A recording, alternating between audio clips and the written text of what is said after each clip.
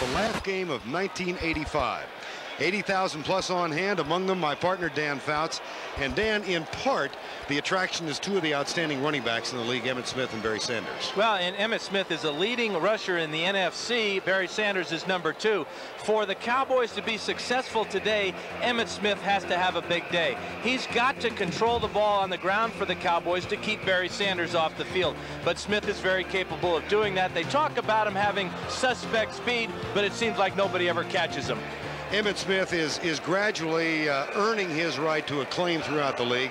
And I think almost by acclamation, Barry Sanders is regarded as the best pure running back in the NFL. Well, he's probably the most unique running back the NFL has ever seen.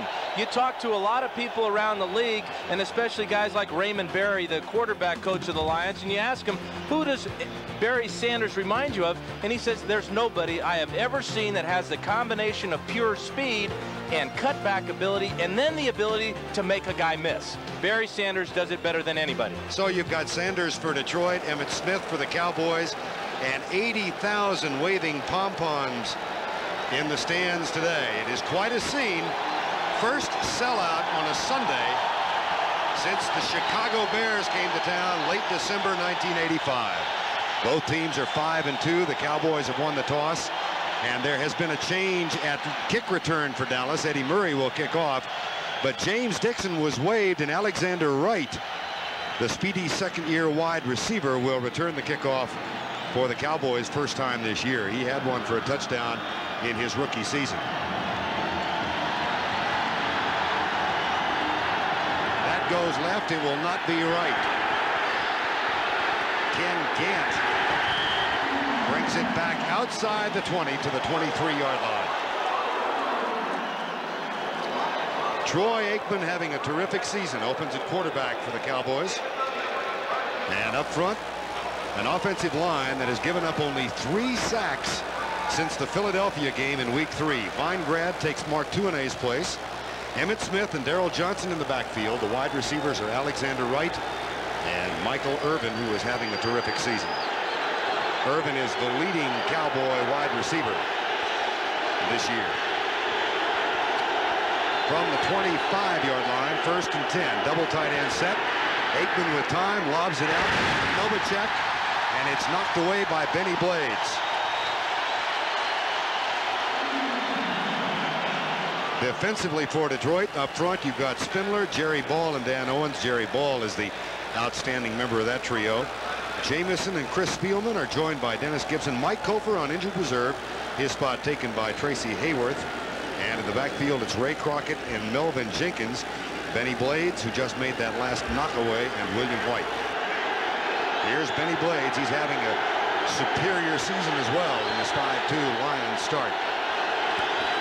Hand off to Emmitt Smith. They try the surge to the right side. He is stuffed.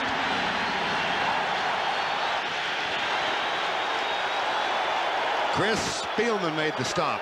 Well, Detroit knows that they have to stop Emmitt Smith before he gets into the secondary. Obviously, it looks like the Lions have a good tendency here on the Cowboys because they were loaded up on that right side of the Cowboy offense there with extra safety.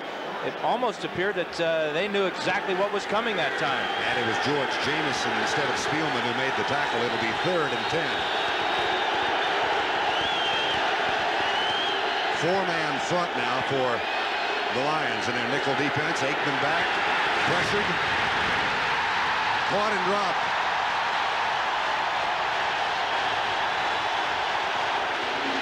Jeff Hunter.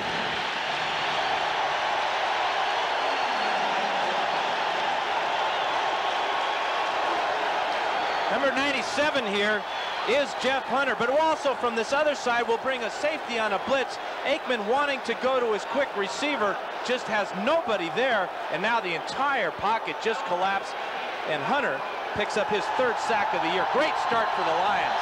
Mike Saxon, a one-time Detroit draft choice back in 1984, is on to punt. Mel Gray, the ever dangerous Mel Gray, chases it. It goes out of bounds. That's a fine punt by Mike Saxon. Rodney Peete and the line offense come on. Rodney Peete Wayne Fouts telling us yesterday, Rodney Peete is the key to this game, not Barry Sanders.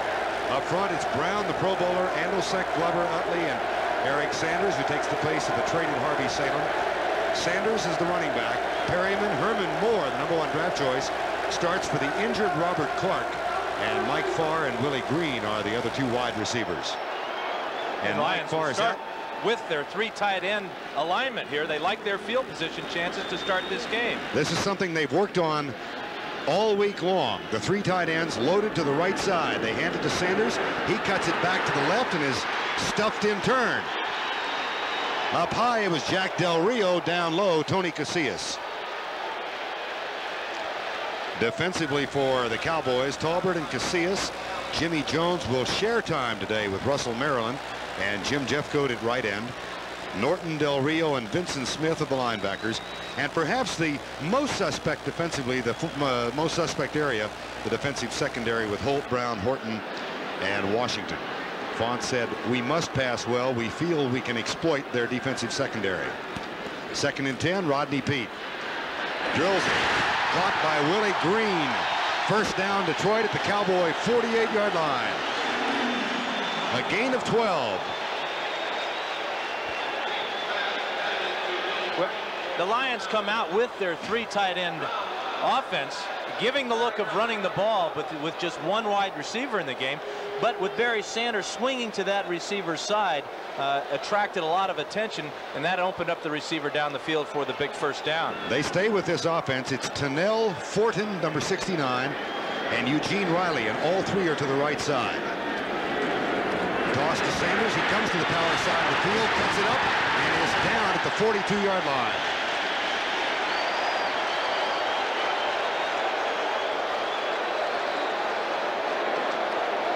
Well, this is what they want to do a lot of today, is toss the ball to Barry behind those 3 tight ends and then let him make the first guy miss.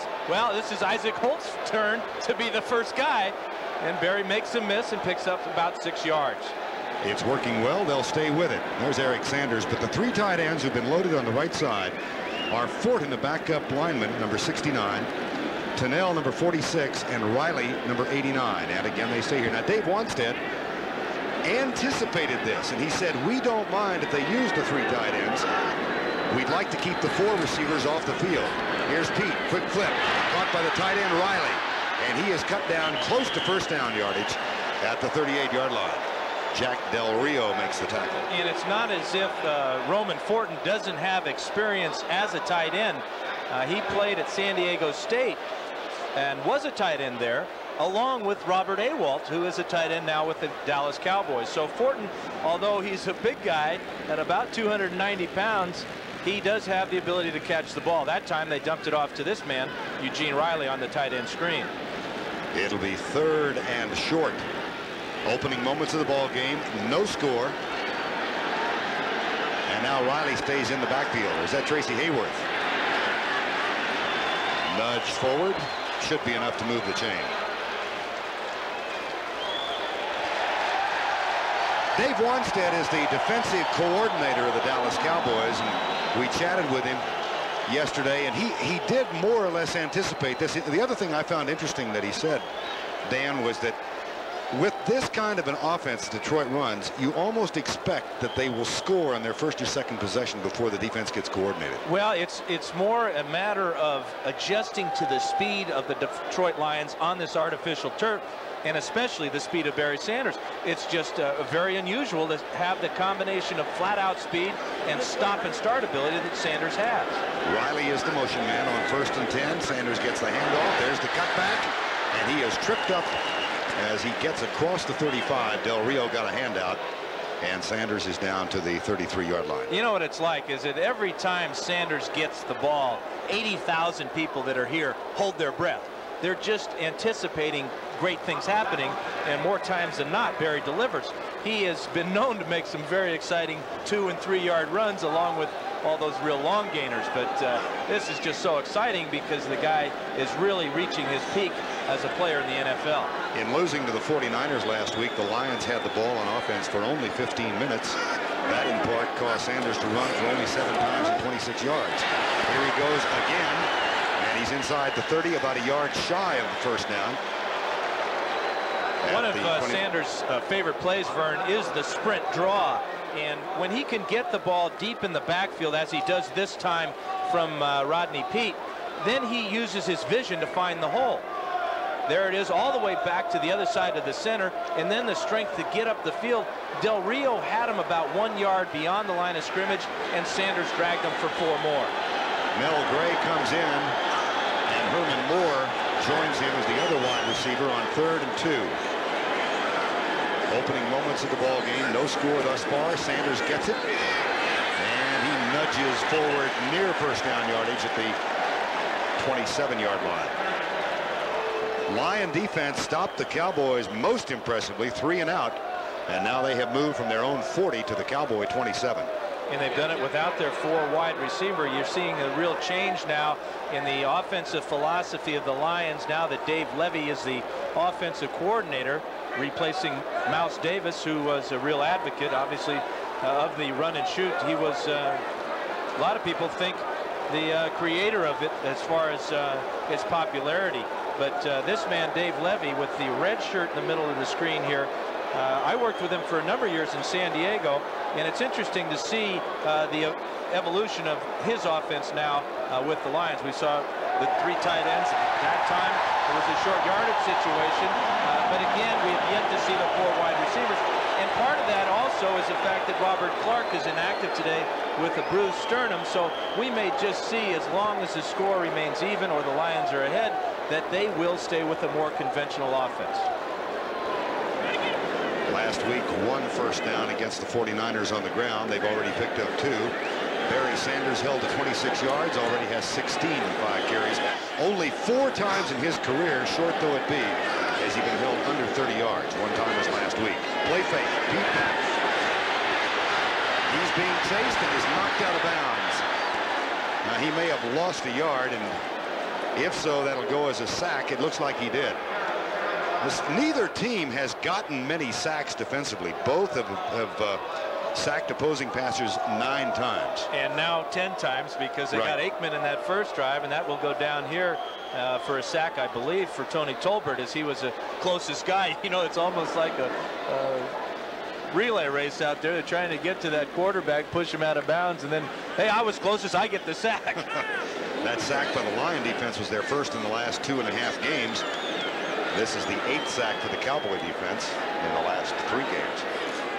Beat back, pulls up, nobody open, now throws it, caught! Willie Green! Willie Green, who had 17 catches coming in, was blank last week, and Rodney Peete is limping as he comes, starts to come to the sideline. Now he's got a bad right knee. You can see the brace on it, and he's got all kinds of problems. He's got a bad hip and a bad groin, and he is going to have to come out of this ball game to be replaced by Eric Kramer. We'll take a look at the hit on Peete. He does a heck of a job standing in the pocket, and boy, that's real late. That is real late there by Tony Tolbert, number 92. Eric Kramer has come on the field to take Rodney Peete's place, and time has been called.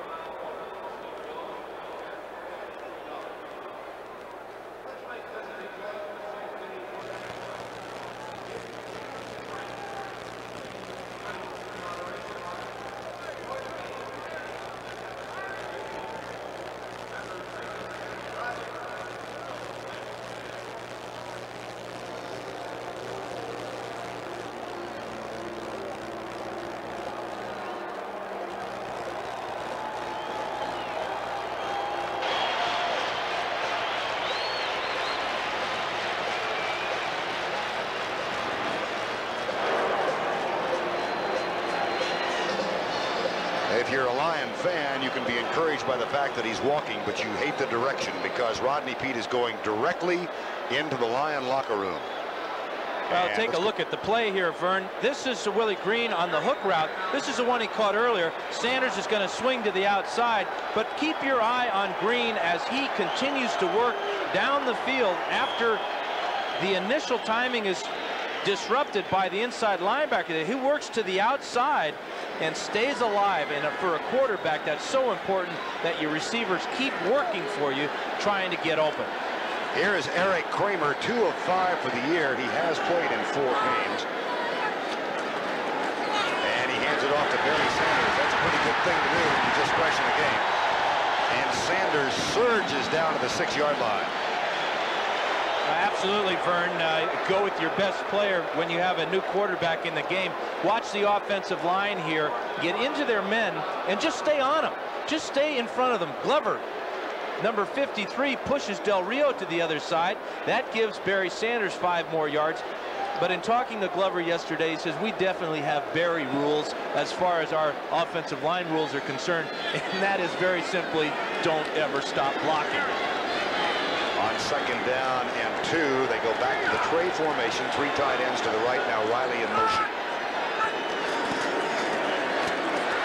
Sanders batted down by Ken Norton.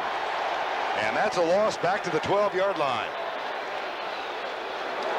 Number 51 is Ken Norton, and he's right in front of one of those tight ends there. There's Fortin, number 69, and Tennell just doesn't make the block slow him down long enough for Eric Andelsek to get the trap play.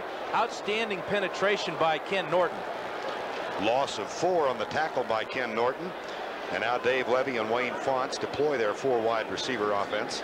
They come in with a silver stretch. Willie Green and Brett Perriman break and go left. Mike Farr and Herman Moore break and come right. 3rd down.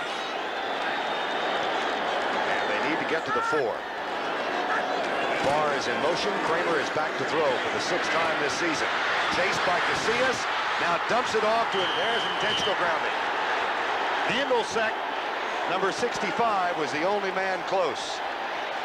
And he can't catch it. It'll be a field goal for Eddie Murray. Well, the big play was the one previous because it took them out of a 2nd and short and forced the Lions for the first time today to come in with the 4 wide receivers. The Cowboys secondary does a nice job of keeping everybody covered, and now Kramer just getting rid of the ball will get flagged for the intentional grounding. That was Casillas and Jimmy Jones collaborating on that defensive play. Ray Horton discussing it. Chicago has scored in the final quarter. They hand New Orleans its first loss. Intentional grounding, number 12 on the offense. It's also a loss of down. That'll bring up 4th down, and Eddie Murray's on for the field goal. Again, the play by Ken Norton, though, when the Lions had 2nd and 1 to go on the 5-yard line, the big 5-6 yard loss.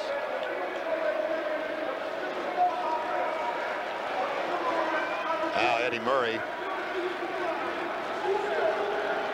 will try the field goal from 44 yards out. He is 8 of 13 on the season, and 3 of his misses have come between 40 and 49. Eddie Murray now in his 12th year. He once beat the Cowboys here with a 52-yarder, 48-yarder with no time left and 12 men on the field.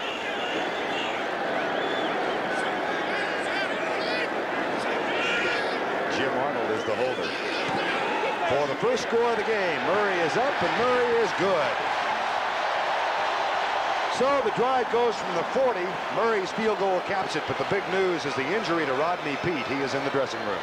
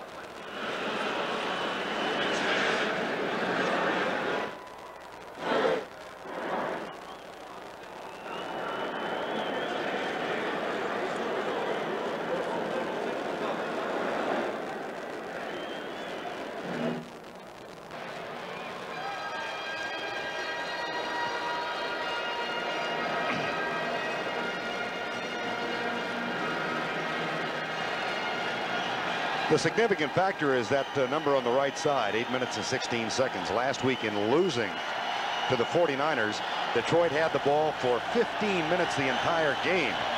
And they take an early lead now with 5:06 to go, and Eddie Murray will kick off.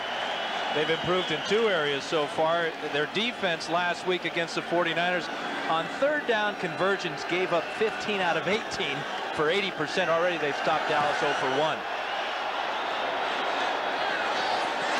Derek Shepard on the near side has it. And he is popped as he gets to the 25. Boy, he took a helmet-high tackle.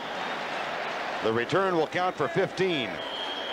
But Anthony Bell, acquired as a free agent, the one-time #1 draft choice of the Phoenix Cardinals, makes a collision.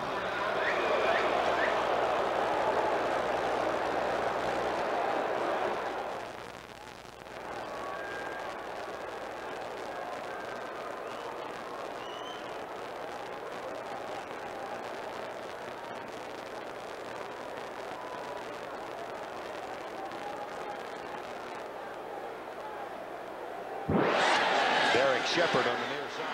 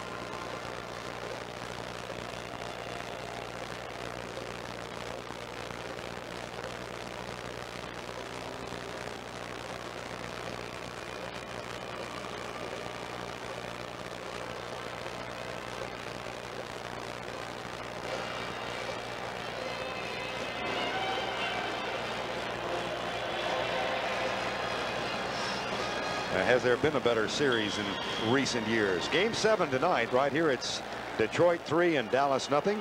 Cowboys get it for the second time. Michael Irvin comes to the near side. Alexander Wright goes wide right.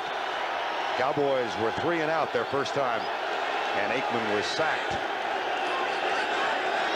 Toss to Emmett Smith. Lead block from Darrell Johnson, and Smith gets 5 to the 30-yard line. Tackle made by William White. One of the interesting matchups today will be this one right here between Jerry Ball and Mark Stepnoski. What Stepnoski wants to do is force Ball to go behind him and try to run the runner down from behind. He gets the double team there by Kevin Gogan, and that's something that Ball has seen throughout his career, and he will see all day long today. Those guards of the Cowboys helping Stepnoski out. Second down and 5. Novacek in motion. And Evan Smith cuts it back, spins out of the tackle, picks up 1 more yard, and then is down short of the first down at the 33-yard line. And in talking to Jerry Ball about those double teams, asked him, how do you handle it? How do you defeat the double team? He says, well, it's very simple. There's going to be 2 guys blocking me. I'm going to take 1 guy out, and that guy's going to be the center, and then we'll see what else comes down the pike. He's seen it all, double and triple teams. Watch him take Stepnoski out on this play. He sees the double team come down from Gogan, but he's taking care of 1 guy, and that frees up a linebacker to make the tackle. He's got 328 pounds to move, and he moves it pretty well. 3rd and 1. And Aikman will throw, looks for a slant pattern. Nobody open, now fires it as a safety valve to Alfredo Roberts. And that's good for a first down at the 40-yard line. Only the 5th catch of the year for the #2 tight end of the Cowboys. Well, Roberts is the tight end on this side, and he is the outlet receiver. Aikman looks to this side, then he looks to this side before he finally settles on his tight end. But the offensive line needs a lot of credit on this one. Watch as Roberts just finds the hole about 7 yards deep, picks up the first down. Dallas trailing by 3. First down and 10 at the 40 with 2:45 to go. First quarter, motion. Ball and Stepnoski. We had our eyes on him, and was it Nate Newton who moved? He says no. Prior to the snap, 61 offense. Johnny Greer says yes. It's hard to hide 325 pounds of movement before the snap. But this offensive line's done a great job so far this year. There's Newton, obviously up out of his stance well before the ball was snapped. But since that Philadelphia disaster when they sacked Aikman 11 times, he's only gone down 3 times in 4 games. And then add one on today. First down and 15, back to 35. Draw play, Emmitt Smith. Feingrad was leading the way, and Smith picks up just a couple. Chris Spielman, number 54. Tracy Hayworth, number 99, with the tackle. Well, the guy that causes a lot of havoc in this defensive line, of course, is number 99. Watch as he'll destroy Alan Feingrad here, number 76. He knocks off Feingrad. Now, Emmitt Smith has one less leading blocker there. You see number 99 come in, Tracy Hayworth, and the timing was disrupted by big Jerry Ball. There's Hayworth. He's starting in place of the injured Michael Coper. Second and 13. Aikman with time looks deep right side. Has it caught by Michael Irvin, and that's short of the first down. He does manage to reach the 47-yard line. Irvin, who is having a solid season. Chicago scores and a pass from Harbaugh to Tom Waddle. San Francisco defeats Philadelphia. They even their record. The Rams are thumped by Atlanta. Green Bay over Tampa Bay. I think the Braves might want some of those runs for tonight's game. That's right. And Houston all over Cincinnati. Jimmy Johnson said, I would feel a lot better about this game if we were playing at home. I guess he would. 3rd and 2. Aikman back. Finds Novacek. Novacek is down by Benny Blades, and that's a first down. Dallas at the 46. How important has Jay Novacek become to this Cowboy offense? Well, he reminds me a lot of a guy I played with in San Diego by the name of Kellen Winslow.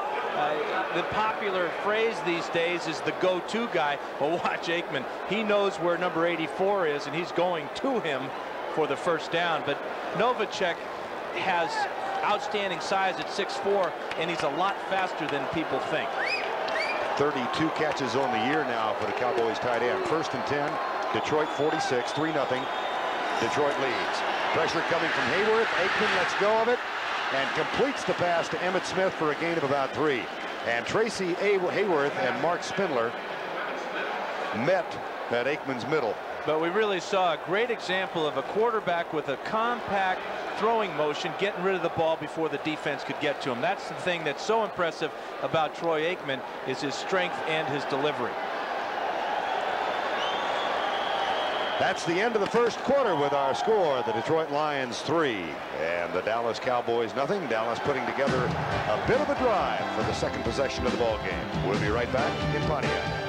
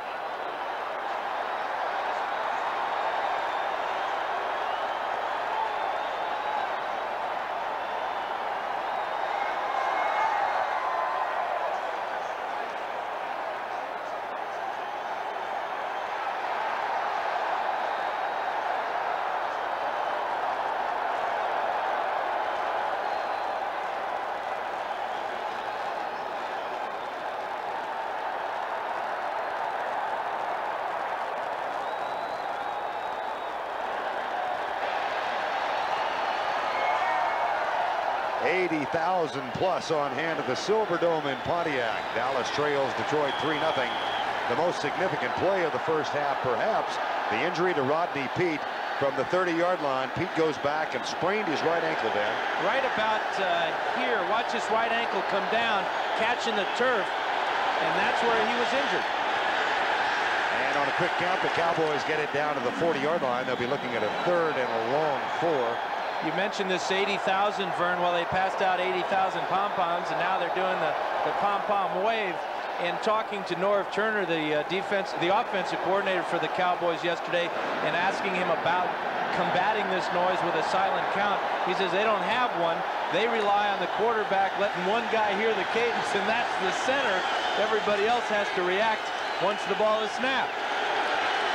Dallas with a 3rd and 4. They have overcome 2 third downs on this drive. Dallas trailing 3-0, 4-man rush. Aikman pumps once, goes deep. Alexander Wright wide open, out of bounds.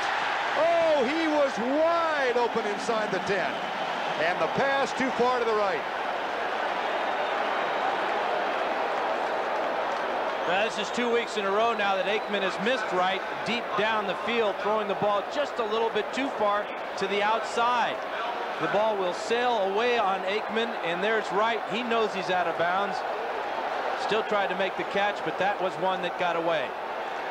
And a minor footnote to the proceedings here. This will be the 500th punt of Mike Saxon's career. Did you call that a footnote? It was an inadvertent play on words. And a great punt. Saxon puts it out of bounds. Somewhere inside right at the 10-yard line. That was he thought he ought to get a better spot. I wonder what he thought of when he got up to get dressed this morning.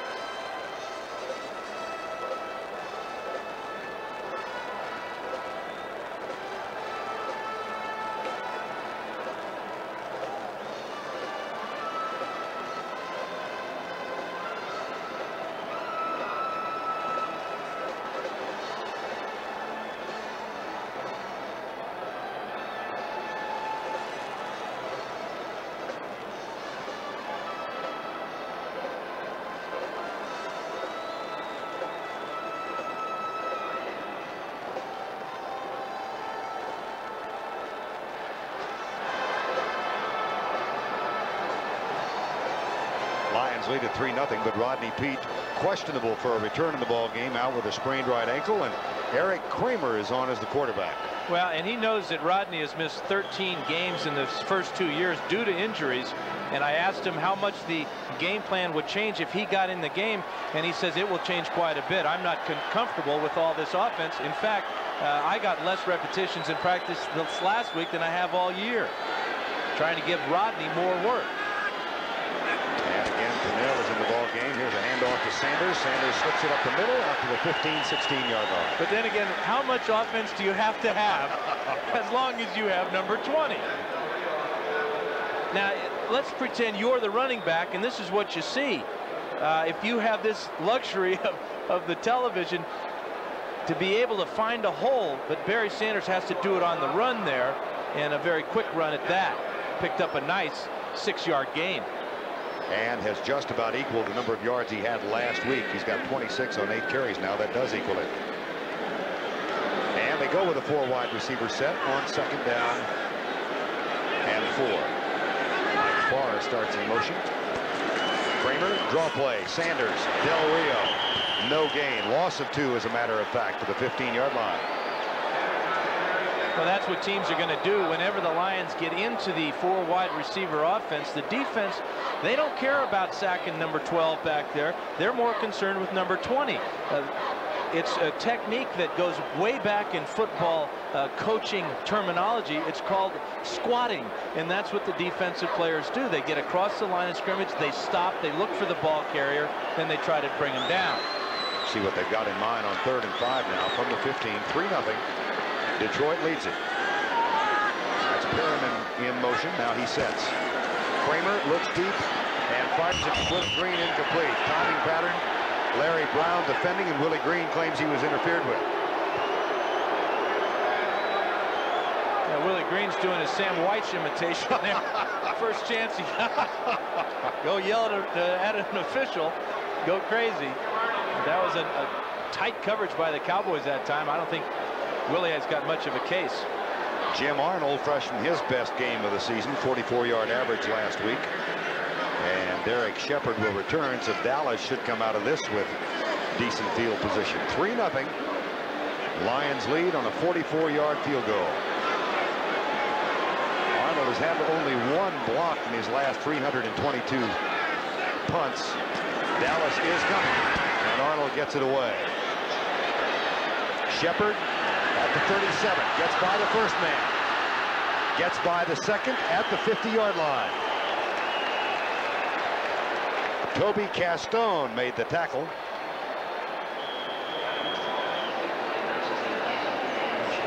"47-yard punt, 12 on the return. Dallas has it.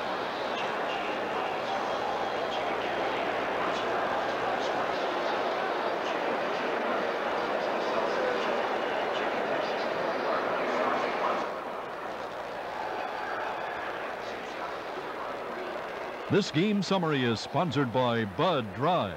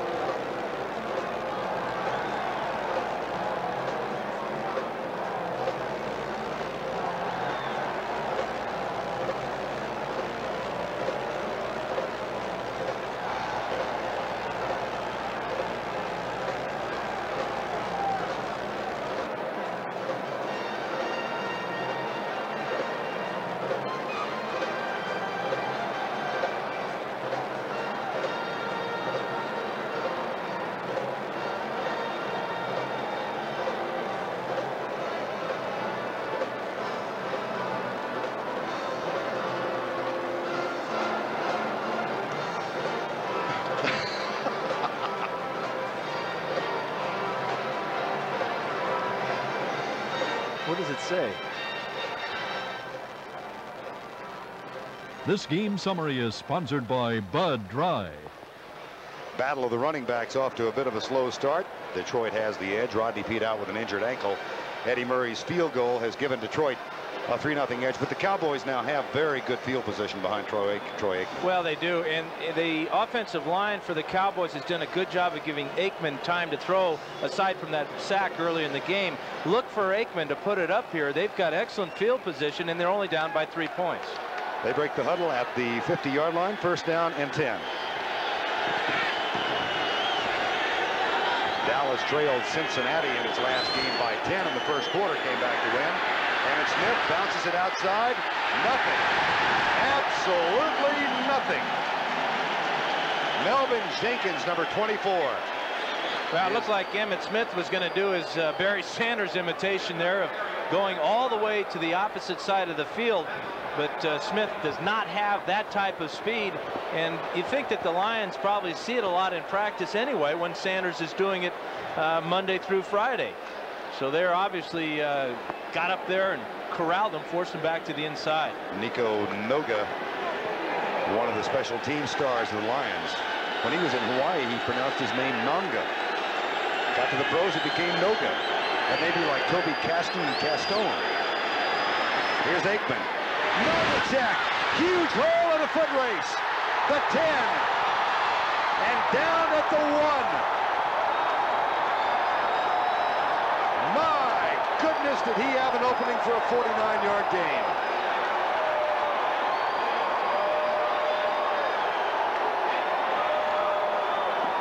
This is a Cowboys' favorite pass play, is to get Novacek to come down and then to the post. And watch as he slips inside the coverage of number 39, Ray Crockett, and he is just off to the races here. Again, he grows about 4'7" in the 40, but very few guys seem to catch him. This time it's Melvin Jenkins, who is a legit 4'3" guy, gets him at about the 2-yard line. Longest reception in his career, 49 yards. First and goal. Emmitt Smith up and over the top and short of the TD. He stopped at the 1. Well, and you know that every coach in the National Football League has showed their ball players the problems that Sammy Smith of the Miami Dolphins has had in that exact type of play, hurdling, trying to get up high and into the end zone. Watch how Emmitt Smith will cover this ball up, and the Lions do a super job of keeping him from even getting close. Spielman there, number 54, with the first hit. Second and goal.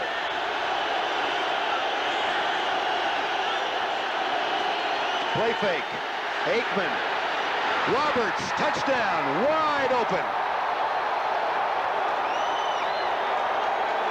That's his first touchdown of the season.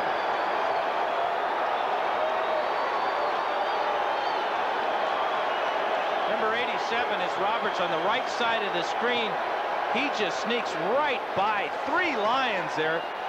And Aikman, with good depth, avoids the contact as Findler, and there ain't nobody around Alfredo Roberts. Ken Willis on for the extra point. Well, a quick striking drive, the highlight of which was a 49-yard pass. Aikman to his favorite target, Novacek. Roberts with his first touchdown of the season.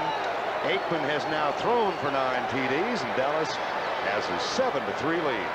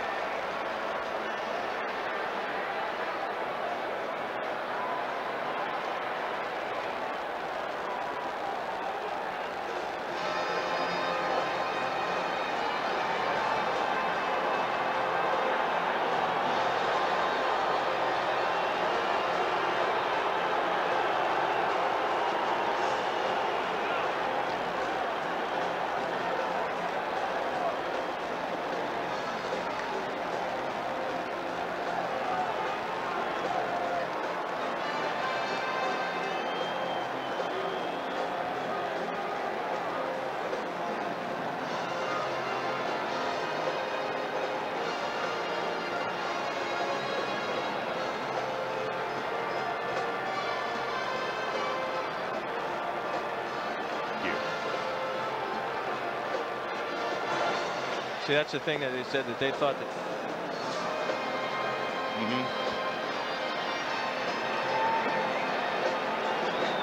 4 plays, 50 yards. 49 of those yards came on 1 play. Novacek down at the 1, and then Alfredo Roberts with a touchdown catch, only the 2nd of his career. The last came 2 years ago in a Kansas City uniform. Dallas leads at 7-3. Willis does not get his kickoffs very deep, and this one is out of bounds. And we'll come back. Let's go back and take a look at that play-action touchdown pass. Well, number 36 is Benny Blades. Here's Roberts.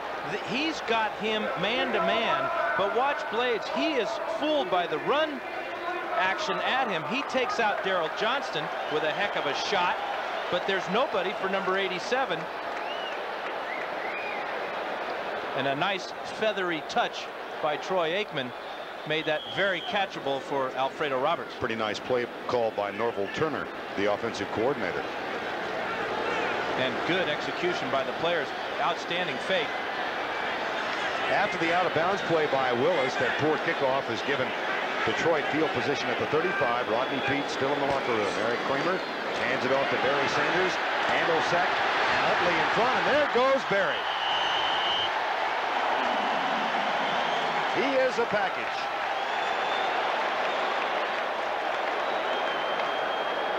Andolsek and Utley, the two guards, lead the way. Well, we talked about Sanders being a total package. Well, the first thing he has is outstanding speed, and that's all this play is, getting to the outside. You see a lot of the Cowboys were even looking for the cutback there. It appeared that Noonan had a shot at him, but you know, you're damned if you do and you're damned if you don't. You take a shot, he cuts back away from you. If you don't go hard enough, he just outruns you. Sanders now with 41 yards on 10 carries. 6:66 coming in. First and 10 at the 49. Draw play. This one doesn't work. Ken Norton. That's a couple of big plays by Norton now, as he is finding a way to get that penetration into the Lion backfield.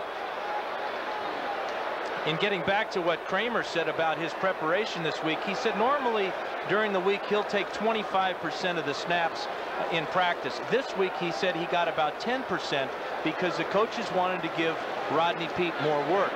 And the coaches were not satisfied with the performances, not so much of Peete, but of the entire offense this week, coming off that terrible loss to San Francisco. Second and 12. Kramer will throw with a lot of time. Deep right side for Herman Moore. Double coverage incomplete. As both Isaac Holt and Ray Horton were back there. And for the moment, the #1 draft choice, who has, I guess, in some quarters been a disappointment for Detroit. He's only caught 2 passes this year. Looked like he was open. Well, and everybody wants to talk about the fact that he's now wearing contact lenses. And I asked him about that earlier in the week. And he said that he did drop a lot of balls in training camp. And he thought himself that it was lack of concentration. He talked with Mike Farr, who also wears contacts. And Mike said, if you try contacts, you'll be surprised at how much better you see. And it wasn't concentration. It was just he had a bad prescription. 3rd and 12. Lions. They trail 7-3. Kramer back again with time. Cowboys allow Kramer to run, but he's going to be caught short of the first down at the 46. Right in front of Bill Bates, who's playing with a fractured left hand. See Bill holding it, the longtime special teams player. Yeah, he broke one of those fish bones in the back of his hand. You know, those metacarpals. Metacarpal, yeah. Atlantic or Pacific fish? It's a Gulf fish. Yeah, okay. Kelvin Martin is back to return the punt. Jim Arnold waits at the 40. 4th down. 7:45 to go first half. Dallas on top 7-3. Cowboys have lost their last 3 times here, though they lead in the series. Martin with a fair catch at the 12-yard line. A 34-yard punt, an excellent punt by Jim Arnold. Mike Utley looks on as his team trails 7-3.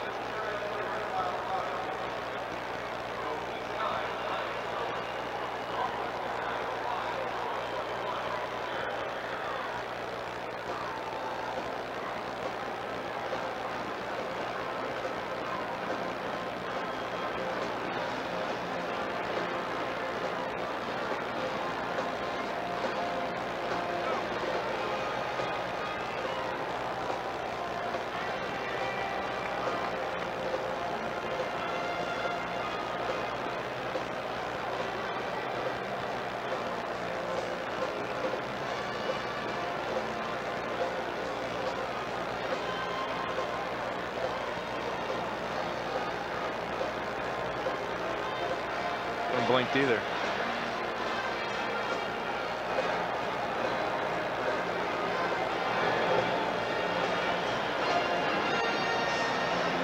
What do you figure? They're Twin fans or Brave fans?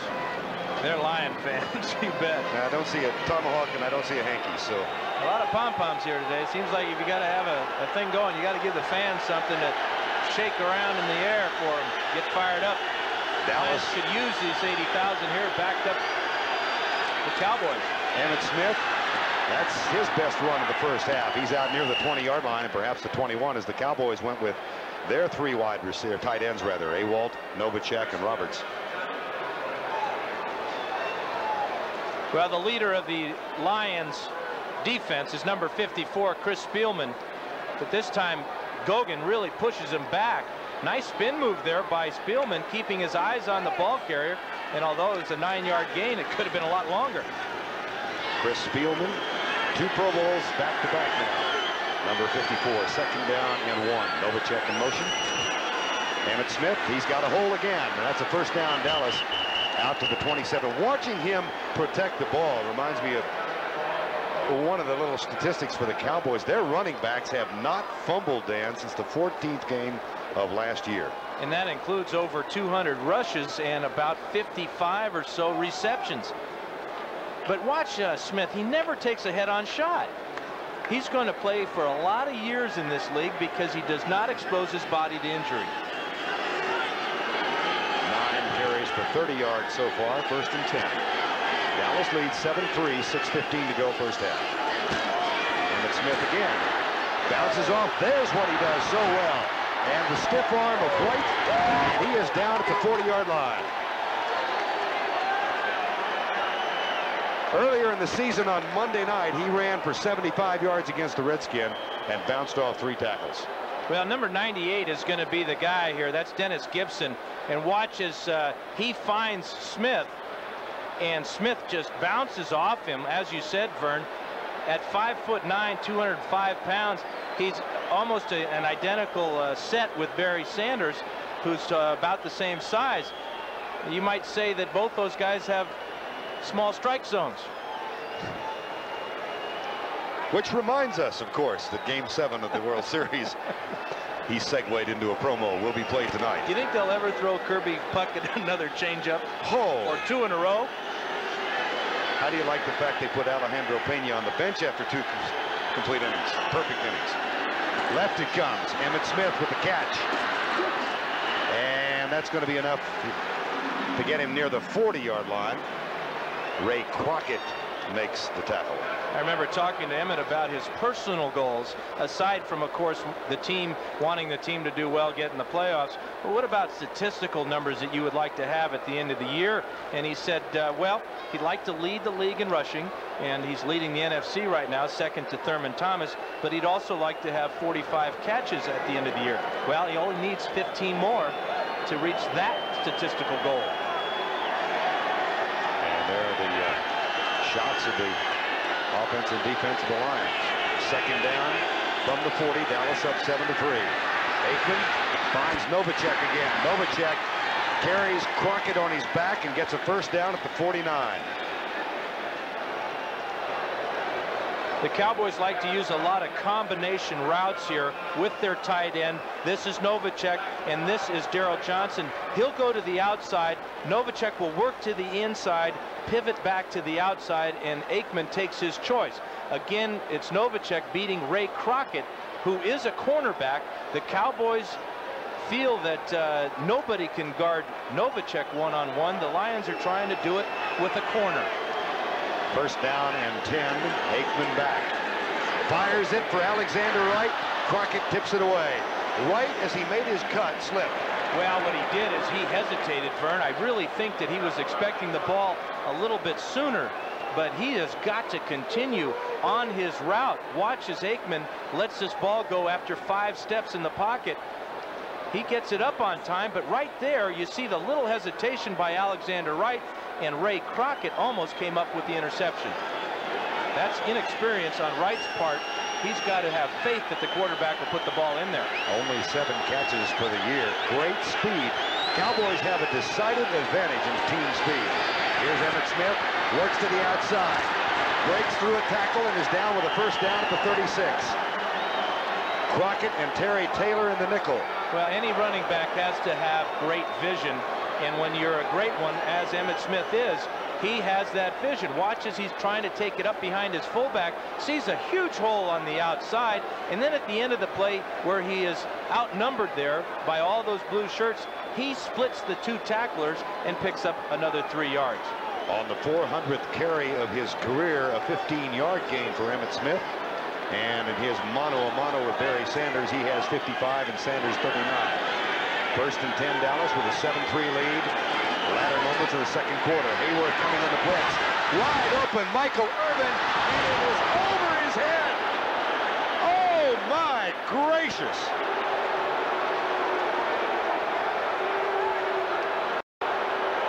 Did Irvin slow up on the pattern? No, this ball is just overthrown, and it's a little bit too much adrenaline by number 8, Troy Aikman. Watch the route here. It's a double move. He fakes the post. He turns William White all the way around. The ball is just 6 inches too far. But on the positive side for the Cowboys is they're getting closer on those long ones. But the team speed is really showing here. The Cowboy receivers are having no trouble beating the Lion defenders. Aikman is 8 of 12. Emmitt Smith coming to the right. Great cut block he got from Darrell Johnson. And Smith is down to the 31. The fullback, who doesn't carry all that often, more like a guard in the backfield, and boy, did he get a dandy block then. Well, Darrell Johnson is the Cowboys' answer to Buford McGee of the Rams. He is an outstanding blocker. He can carry the ball a little bit. There's the block on Spielman, number 54 there. That allows Emmitt to get up the field. But the other hidden thing that Johnson gives you is he can catch the ball out of the backfield. Third down and 4. Irvin. Tommy Agee is in the backfield now as a fullback. Aikman left side. Alexander right through his hands. Oh, boy. Whoa, somebody's hitting the self-destruct button for the Cowboys. Well, Alexander Wright just impatient there on that play. He knew he had the first down, but he wanted more. He was already into his reverse pivot, trying to get up the field and possibly in the end zone. This is going to bring up a real long field goal for Willis. Ken Willis kicked one of 54 the first game of the season on the road in the grass at Cleveland. 8 of 12 for the season. Novacek is the holder. Blocked and picked up, and here comes William White, and this will be a touchdown, no flags.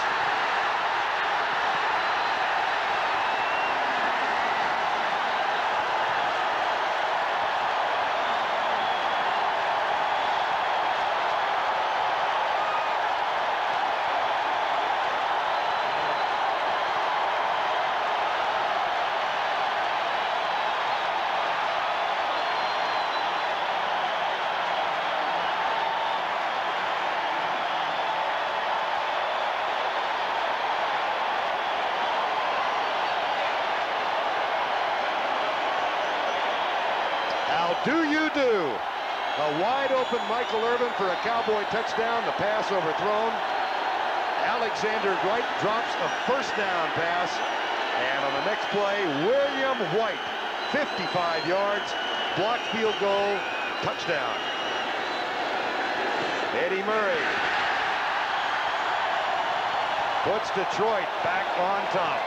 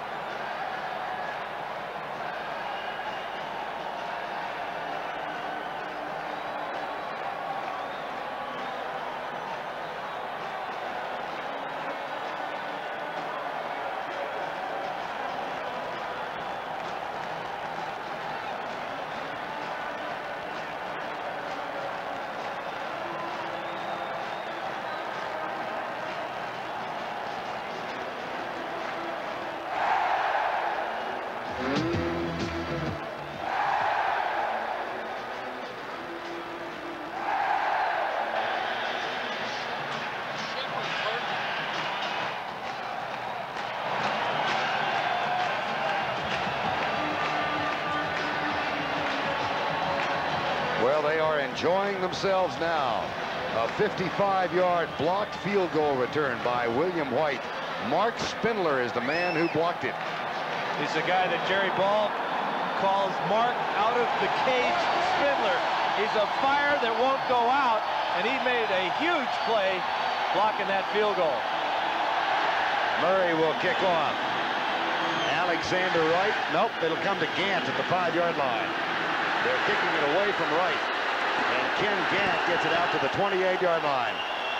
Now let's go back and watch the block by Mark Spindler. Well, Spindler is right here, but also watch William White as he just kind of loafs up here looking for a possible fake. But Spindler gets inside Vinograd, number 76. His left arm comes up and blocks it with his elbow, and William White picks it up, and you can forget it. We have reached a 2-minute warning, and that touchdown has put the Lions on top by 3 points, 10-7.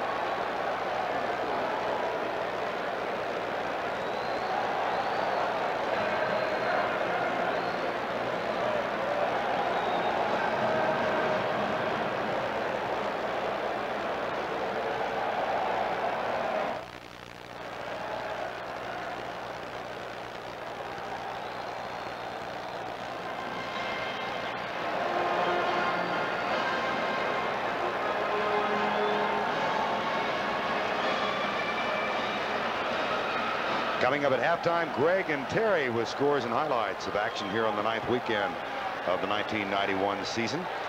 And our score 10-7. Frank Gans, the special teams coach. He was a guru at Kansas City. They had the best special teams in the league. He became the head coach, and now he is the special teams coach of the Lions. Aikman, draw play. Emmett Smith. And he's tackled as he gets near the 33-yard line. Cowboys do have Ray Crockett makes the tackle. And they'll go with their hurry-up offense here as we do move inside 1 minute and 45 seconds. So fascinating, Dan, as Aikman comes up on second down. Fires it. Dropped. Not dropped, stripped. That was a good defensive play by Ray Crockett on Novacek. Well, we saw earlier how Novacek got inside Crockett, number 39, on a similar pass from the other side of the formation. This time Crockett is just all over it, and he makes a heck of a play. Arrived a little bit early, but does not get the flag. Yes, he did. Ray Crockett.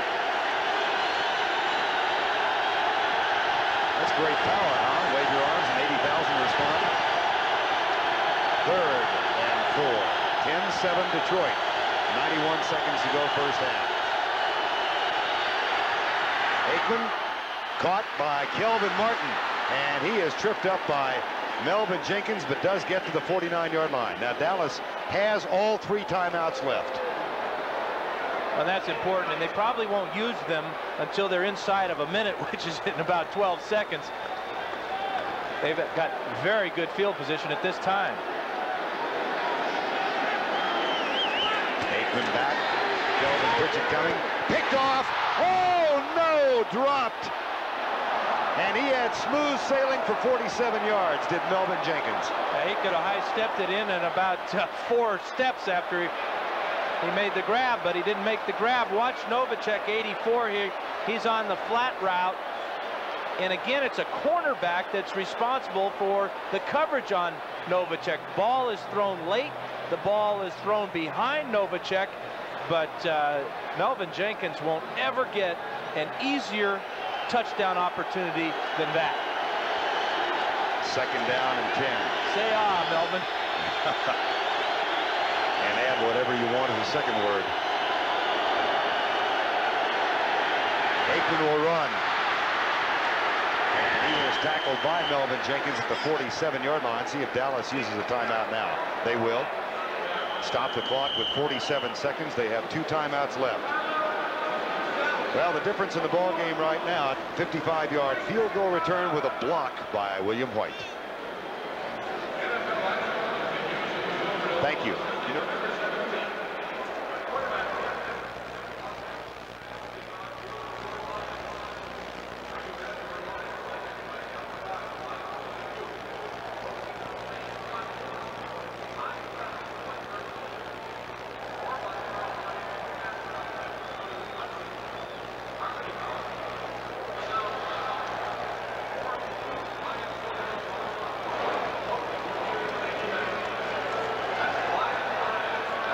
47 seconds to go before halftime.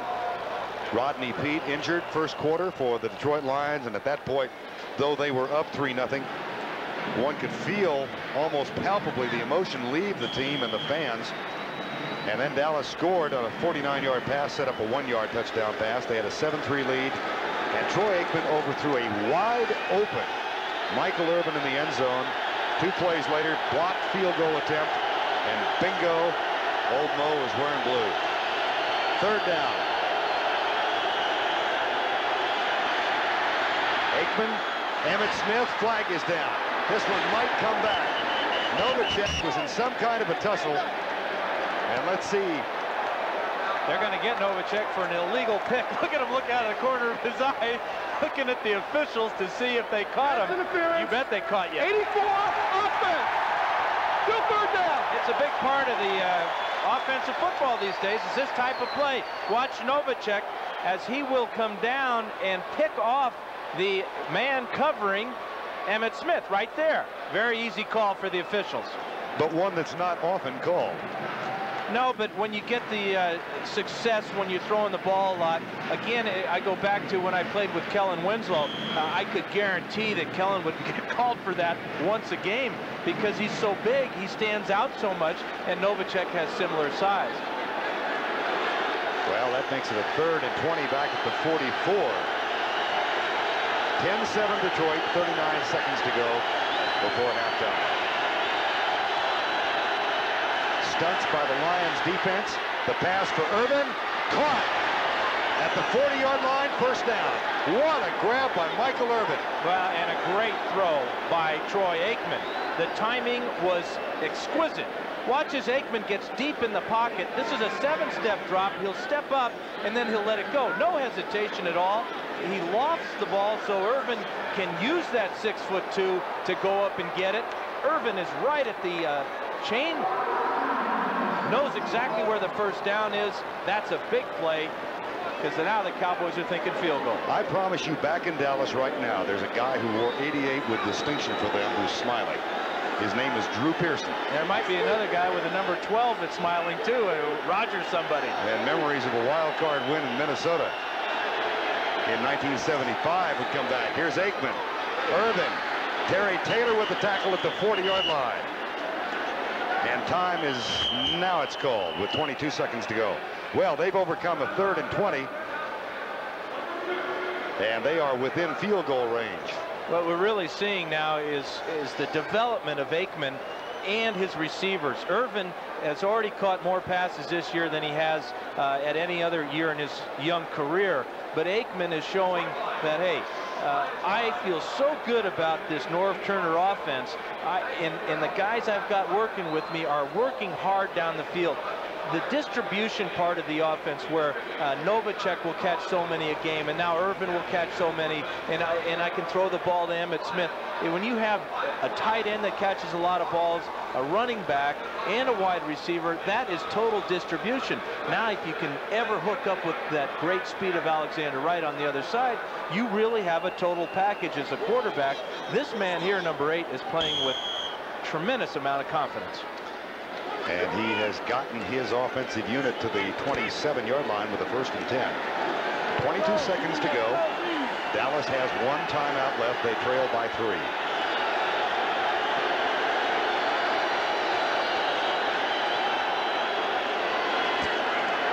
Quick flip, Alexander Wright gets inside of the 17. Will Dallas kill the clock now with their final timeout? Clock is down to 10, 11. They did not.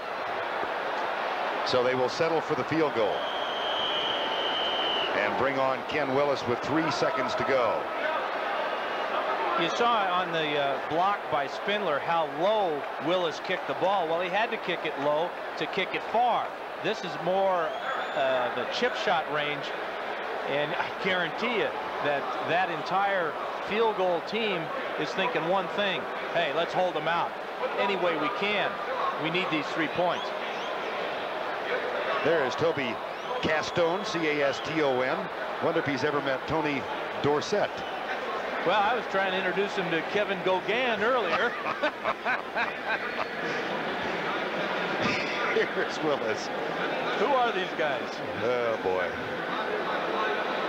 There's an emphasis on the wrong syllable. Well, the Olympics are coming up, you know. You got to get all those French names That's going right. just right. Novacek will hold. Willis from 35 yards out for the tie at halftime. And this time he got it. So a most impressive drive at the end of the half for the Cowboys to overcome that 55-yard field goal return by William White of the Lions. That's the end of the first half with our score: Dallas 10, Detroit 10.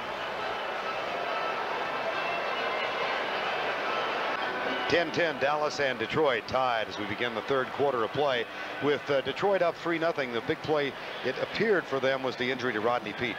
Well, the Lions were moving the ball extremely well. Peete just goes back in the pocket, and as he plants his right foot right here, it just gives way on this turf. Peete has had all kinds of problems this year with the knee, a hip, a groin, and his ribs, and now it's his ankle, and it looked like the Lions were ready to go into the tank until the blocked field goal. Well, they had a 3-0 lead after Rodney Peete's injury. There were 2 touchdowns in the first half, 1 by each team, and here's how they looked and sounded. Play fake. Aikman. Roberts, touchdown, wide open. Novacek is the holder. Blocked and picked up, and here comes William White, and this will be a touchdown, no flags. And at halftime, passing yards, the Cowboys have a huge edge. Eric Kramer on in relief of Rodney Peete. And they also lead in total yards, only 74 thus far, and time of possession. Keep in mind that on that opening field goal drive, Detroit had the ball for 8 minutes and 16 seconds. Here's Ken Willis to kick off. Taken by Jeff Campbell at the 7. Campbell out near the 17-yard line.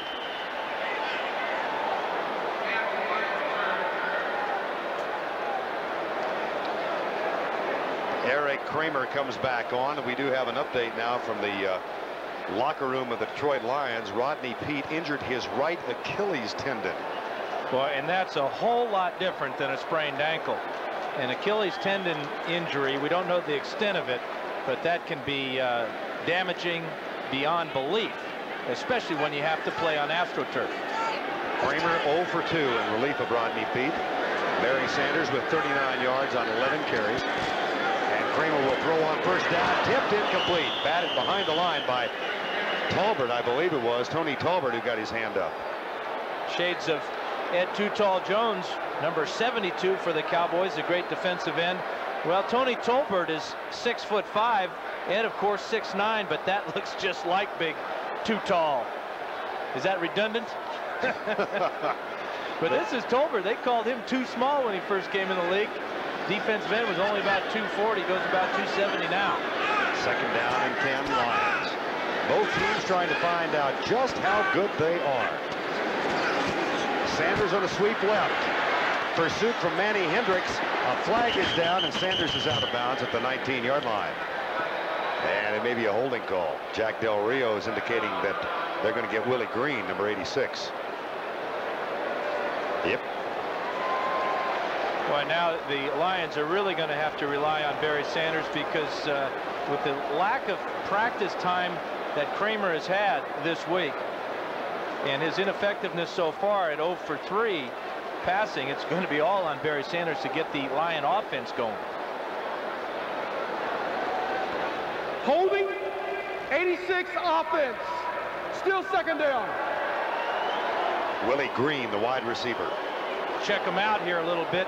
Here he is, 86, Willie Green. And this is what the officials are looking for. He reaches out and pulls down, or tries to pull down, Manny Hendricks. Easy call to make. There's Rodney Peete. Achilles injury, right hand. He and Troy Aikman, of course, went at each other, right heel rather, went at each other twice in college. He at USC, Aikman at UCLA. Here's Sanders dancing to the outside and dragged down. For just that long, it looked like he was going to get some room to the left. And Ken Norton leads the defensive charge. Well, to stop Barry Sanders, you have to gang tackle him and watch as the Cowboys will shut off his first move to the right here. He'll cut it all the way back to the left. And for an instant here, as you said, Verne, it looked like he had some running room. But there is Ken Norton again with help from Ray Horton and Jack Del Rio. A gang tackle. That brings up a 3rd and 19. Cowboys in the dime defense. Bill Bates in at a linebacker spot. Eric Kramer 0 for 3, which makes him 2 for 8 for 1991. Back at the goal line with time to throw. Fires it on a long, caught at the 30. Big play. Mike Farr with a catch. And a gain of 24. Now, this is a big play for both Kramer and Farr and for the entire Lion organization. They're backed up, their backs to their goal line. Good pass protection as Casillas almost gets to Kramer, but Mike Farr, the possession receiver for the Lions, comes up with a big 3rd down conversion. Mike Farr, who came into the game with 18 catches, and that's his first grab of the afternoon. 1st and 10, 12:50 to go, 3rd quarter. Perryman starts in motion, then slows up. Kramer is back, comes to the near side to Willie Green. Incomplete. He didn't get both feet down. And decisively called by 2 of the officials. Take a look at it. Ball is thrown a little bit high, but that first foot is out. And Willie was complaining because he had the left foot down, but that first one was right on the line. If it was a size 8 instead of probably a size 12, he would have had it. Eric Kramer, 26 years of age, 2nd year in the league. Played collegiately at North Carolina State. 2nd down and 10. And he has reduced last year's #1 draft choice, Andre Ware, to a forgotten man here in Detroit. Chased by Russell Maryland, lots of room on the right side. Here is Kramer, cut down as he gets to the 35, and a flag is down.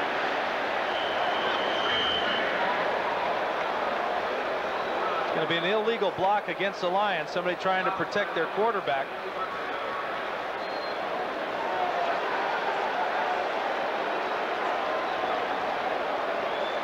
Cowboys were ready for that attempted screen pass to Barry Sanders. You talk about a marked man. Anywhere Sanders goes, the Cowboys are going after him. Illegal block.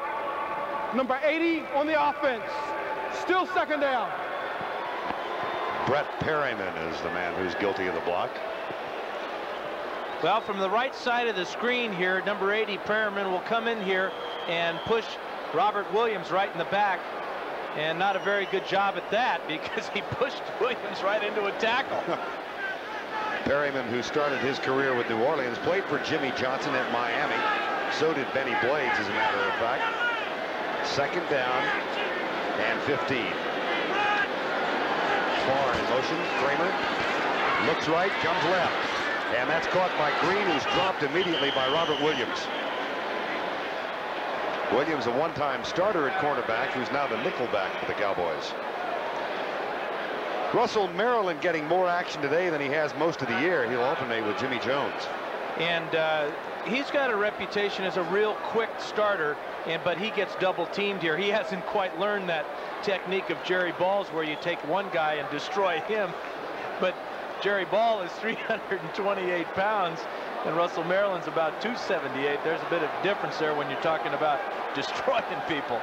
3rd and 11. 10-10 ball game. 11:24 to go. 3rd quarter. Kramer has to run. And he's caught and dropped as he gets out to the 37-yard line. It'll be 4th down. Jim Jeffcoat made the tackle. And basically what you're seeing is an inexperienced quarterback with a lack of practice time as he gets back in the pocket. Really not sure where he wants to go with the ball after his first choice is taken away by the defense. Derek Shepard, by the way, sprained an ankle in the first half and will not return, so Kelvin Martin is doing the punt return duties. Jim Arnold on the punt. This will be his 3rd of the ball game. There's Kelvin Martin. Nice high punt, but returnable at the 11. Out to the 22-yard line. 10:29 to go in the 3rd quarter of play. A 53-yard punt for Arnold. 11 on the return. Dallas has it. Game 7 of the World Series coming up tonight. Atlanta at Minnesota. And how exciting was last night. Here's Jack Buck. Into deep left center for Mitchell. And we'll see you tomorrow night.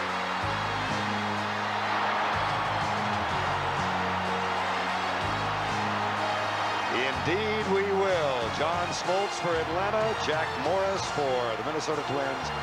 Game 7 tonight on CBS. Cowboys and Detroit tied at 10.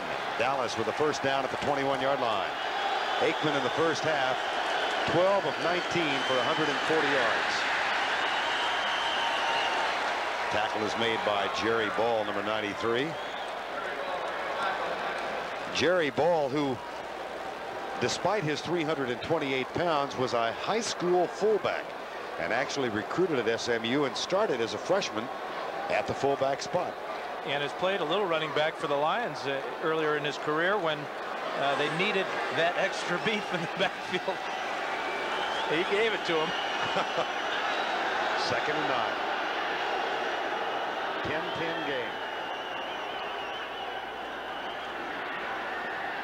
A lot of time for Aikman. There's Novacek out to the 30-yard line where it'll be 3rd and 2. Any quarterback loves the last part of that play by his receiver. Not so much that he catches the ball, but how does he catch the ball? Because if you can reach out and catch it with your hands, as a quarterback, you have a lot more area to throw the ball in. You don't have to put it right on the numbers every time. If the guys are good enough, as Novacek obviously is, that gives the quarterback a huge target. We were talking with Chris Spielman yesterday, asked him his biggest concern today. He says, when a man-on-man on Novacek, and he was then. 3rd and 1. Emmett Smith, drop, 4th down. Jerry Ball got a quick start.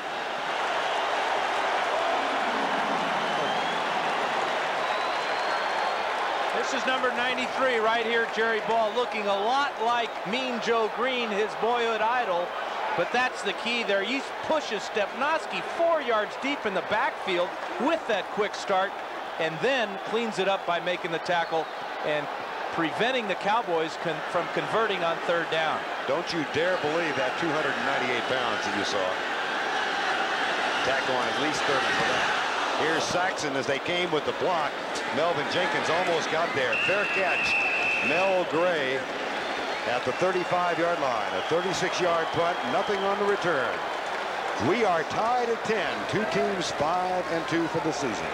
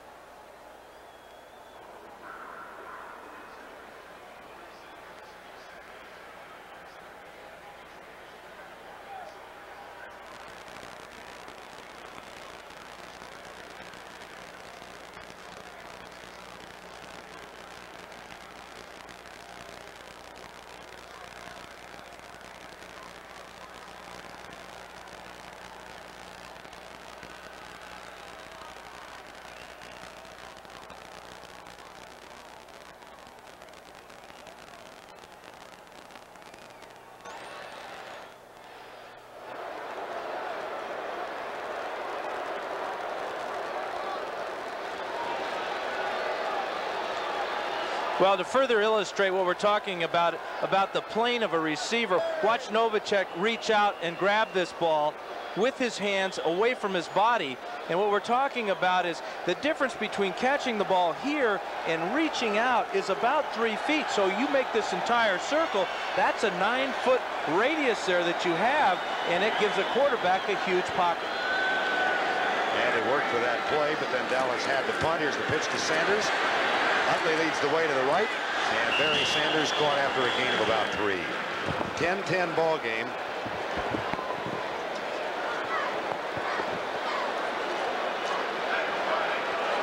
Jay Novacek. Plan B acquisition.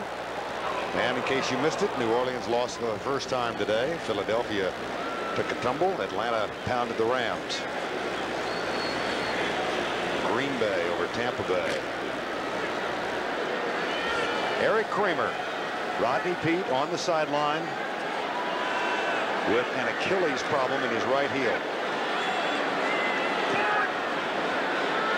Second down. Kramer back.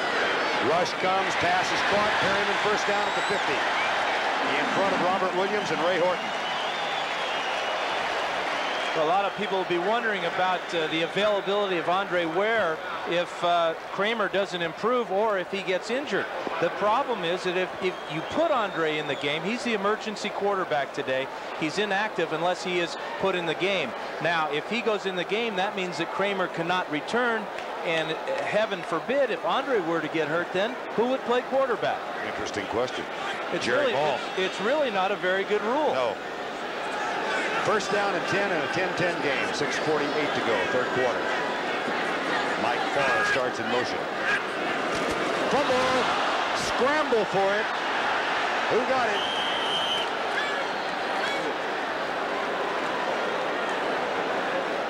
Detroit comes up with it. Jim Arnold, by the way, is the so-called disaster quarterback. Aptly named disaster quarterback, although he did have a nice run this year from punt formation. You can mail it in if he gets in the game. Second down and 10. Minnesota leads at 7-0, and Denver battle of field goals in New England. From the 49 on second and 10, Kramer. And again, good protection. Lobs it out to a safety valve. Barry Sanders. That's a heck of a safety valve to have. And that's for a first down. At the 40, Ken Norton with a tackle.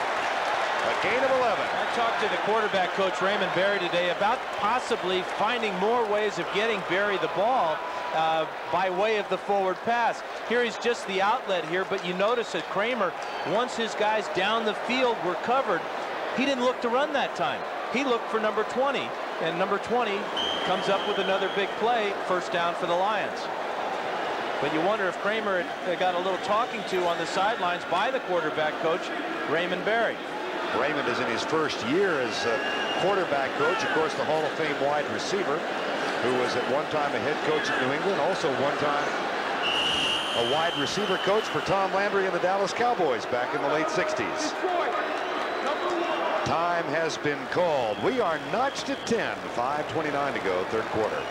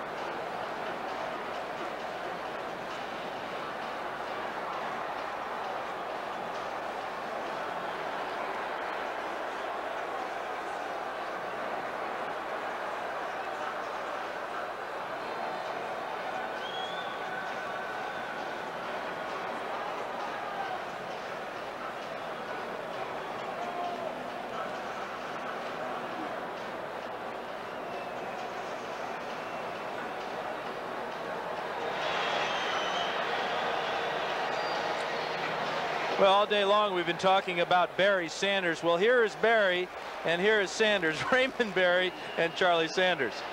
A couple of great names. Raymond, as I mentioned, has had a lot of spots as a coach. I was chatting with him during practice yesterday, and he said, you know, the toughest part about being a coach is moving around so much you can't decide where to be buried. First down and 10. Play fake, Kramer into the flat, Tunnell, drumped by Ray Horton.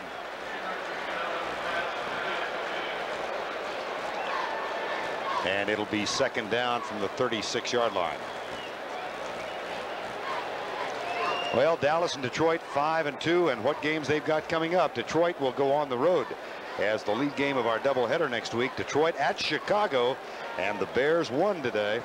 New Orleans will be at the Rams, and Phoenix is at Dallas. Dallas has 4 of its next 5 games, including today, on the road. That's their home game, and then the schedule gets really nasty. Second down, tie game at 10-10. Eric Kramer goes for the corner. Herman Moore and Isaac Holt. No flag. Holt is thankful. Moore can't believe it.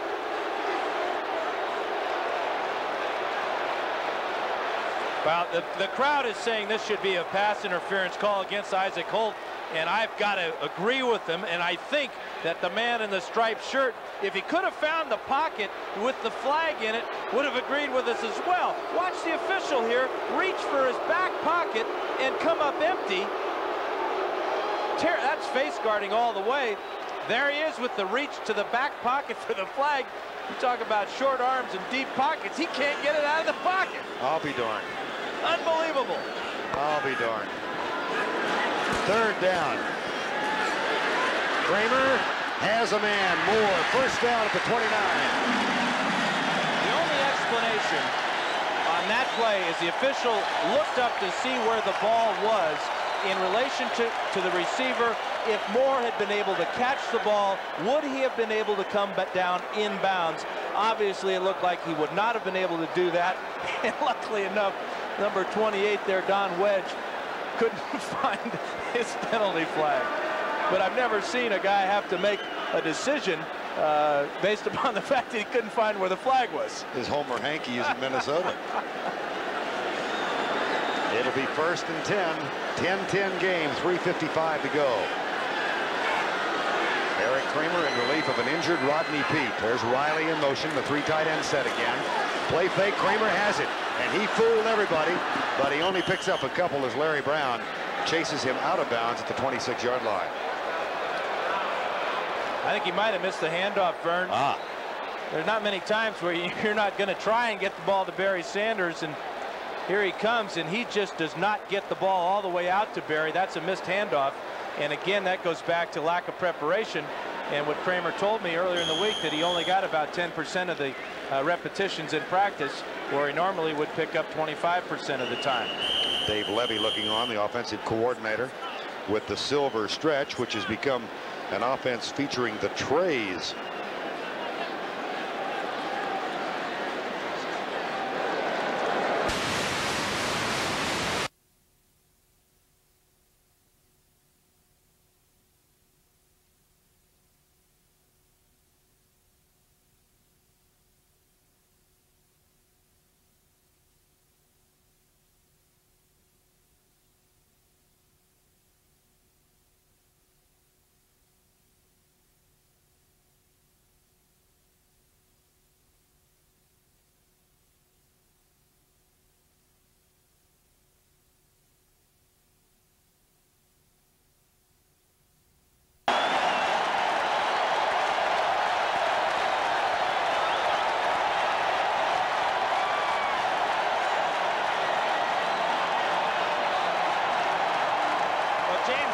Cannot believe that this is a touchdown.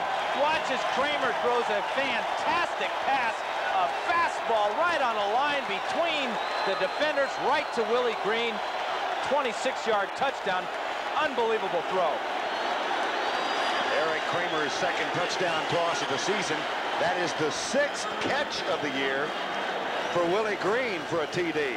He had a streak of 5 consecutive games in which he had caught a touchdown pass. Here's Murray. It's good. And the Lions are back on top. Willie Green, injured reserve all last year. And 6 touchdown passes that he's caught this season.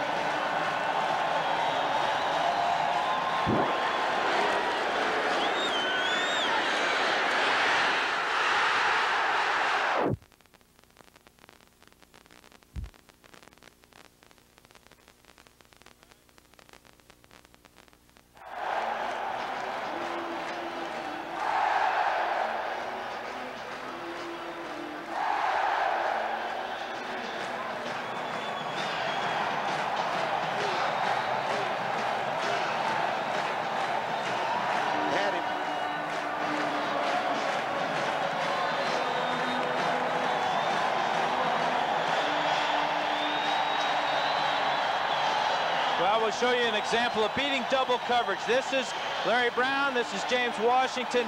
Green goes down and splits him in the end zone, and he gets a fantastic pass from his quarterback, Eric Kramer.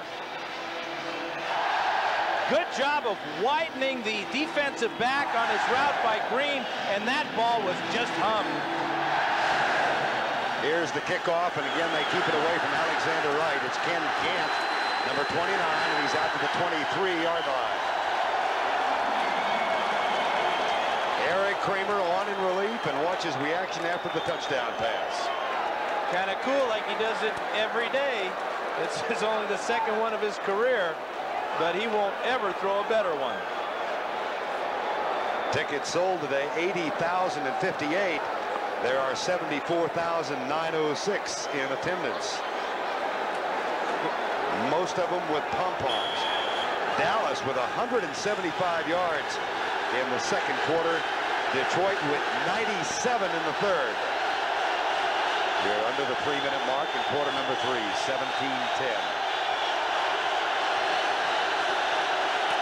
Toss to Emmitt Smith. There's a flag. We're going to bring this one back.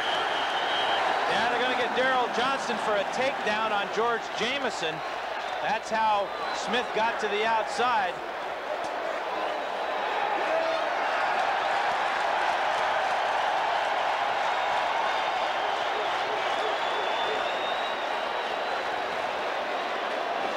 Boy, it's fun to see this many people in this arena. Yeah, they're all doing the pom-pom chop. Oh, I hope they decide never to do it again. Holding 48 offense. Still first down. Let's take a look at it. Here's the play right here. Johnston pulling down George Jamison. He reaches out, makes a heck of a shoelace tackle there on Jamison. That's not the way you want to start your first possession after your opponent has gone down and scored. That kid's well on his way to weighing as much as Jerry Ball. First and 20. 17-10 Detroit. Aikman has to get rid of it. Popped up in the air. Incomplete pass. Jamison was there with Aikman. And let's check out Jerry Ball here. He's been rushing the passer all day long. Watch as he'll drop back this time after fighting off the double team. keeping his eyes on the quarterback, and he almost comes up with an interception. Watch the dive over the pile here as the ball is coughed up in the air, and Jerry Ball comes up about 2 feet short.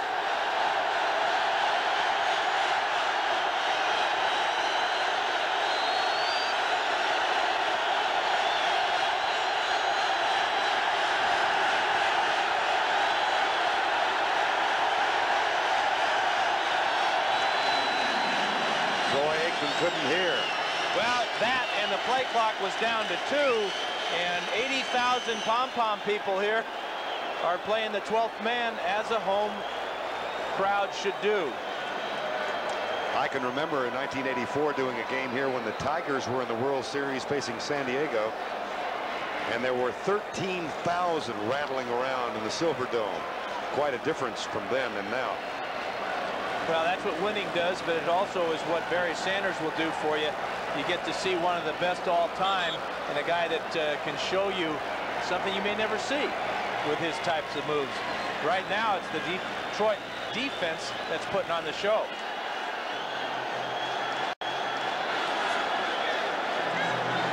Jerry Ball moved from fullback to nose guard at SMU because Michael Carter, who was the All-American nose tackle there, was concentrating on the shot put for the Olympic team. That's how Jerry Ball started as a nose guard.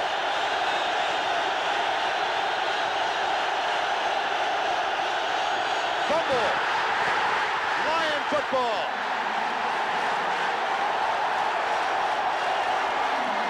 Mark Spindler.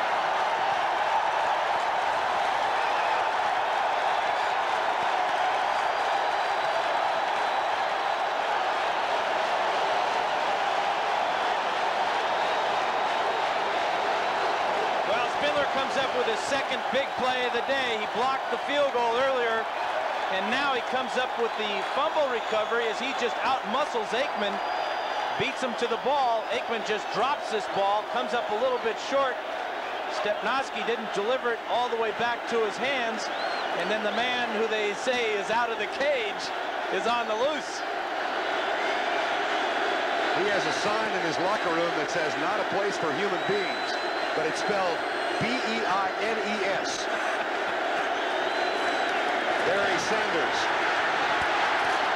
down at the 10-yard line. Isaac Holt with the tackle. And if you go back to the play before the fumble by Aikman, remember Aikman had to call timeout because the 25-second clock was running down because of their problems communicating because of the crowd noise. So let's give an assist to these 80,000 Lion fans.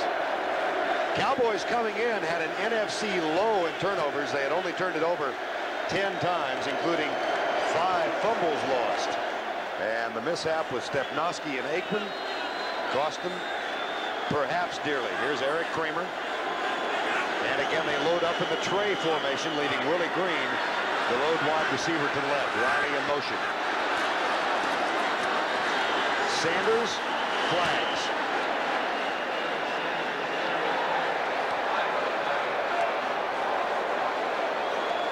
And that'll be against the Lions.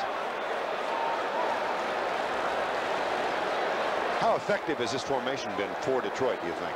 Well, as long as they're ahead, it will be effective because they want to run the ball and take time off the clock.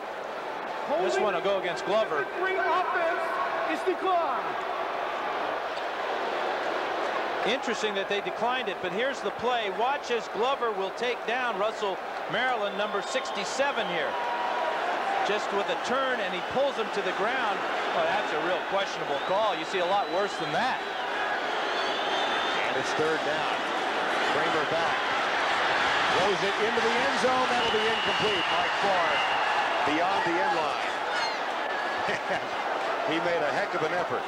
Well, and it's interesting that the Cowboys declined that penalty, and but they feel that must have felt that Kramer, with his lack of experience and practice time, that just give him one shot at trying to convert that touchdown and not two.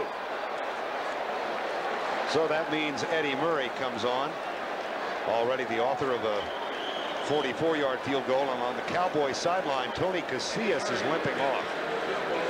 And he has had a terrific season thus far. They could Not afford to lose him for long. Tony Casillas, number 75. 27-yard field goal effort. Jim Arnold, the holder. Across. He's claiming that Gibson drew him across. There's no play either. The whistle blew before, and I think Isaac saw something. The referee is saying that the center moved the ball. False start on the center. Still 4th down. Eric Sanders is the snapper, number 64, and Isaac with the good peripheral vision, because he wasn't looking at the ball. He saw something move out of the corner of his eye, and luckily for him, it was the ball. Isaac Holt, who came over in the Herschel Walker trade from Minnesota. Now Murray moves back 5 yards, making it a 32-yard field goal.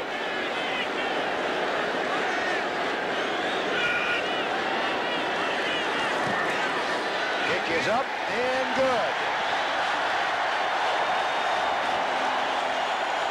And that extends the lead to 20-10. Tony Casillas trying to walk off an injury to his right thigh, it would appear to him. So the fumble recovery turns into a 3-point play for the Detroit Lions. And they increase the lead 20-10.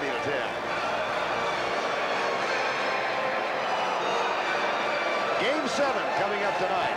Get your Hankies and your Tomahawks out. It's the Atlanta Braves and the Minnesota Twins. 8 o'clock, the first pitch at 8:35. John Spoltz for the Braves and Jack Morris for the Twins, and you are picking the Twins. You're a homer, Hanky. I tell you what, this has been a memorable World Series. Great plays on both sides, great pitching, clutch hitting. I just think that dome where the ball goes up in the air and nobody seems to be able to find it, and the play of Kirby Puckett, that catch he made last night. Yeah, that was one for the ages. And then he finishes it off with a beautiful homer. Who do you like? Twins. My Scandinavian background is coming out. I couldn't go back to the relatives in Minnesota if I said Atlanta. Eddie Murray will kick it off.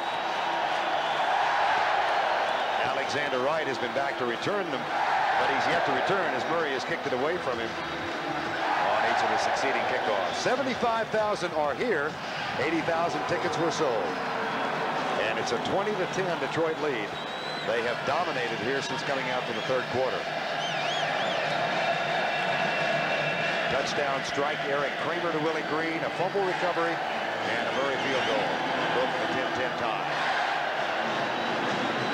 Cowboys haven't lost. Oh, boy! A fumble by Ray Horton. And then he steps out of bounds at the 8. And there's Toby Castone. Or not Toby. But Horton's not used to being back here. Remember, Shepard was injured last week. They cut James Dixon. So now you've got guys back there returning kicks that haven't had the practice time. And it's very evident that Horton wasn't ready for that one. But he's just filling a spot, filling a need out there. And Troy Aikman, you tell you about how bad things are going for the Cowboys at this point. He ran to the huddle and tripped and fell down, and those people in the end zone let him have it. And they do not have a silent count. He's got to get rid of it quickly. Across the middle, Darrell Johnson out to the 12. And the final minute of quarter number 3 is... Watch Troy Aikman now as he comes out to the huddle. Everything's fine. Whoops. Those gremlins hiding in that AstroTurf. Including today, Dallas, they don't have an offensive touchdown in the third quarter this year. And they got 25 seconds to go in this third quarter.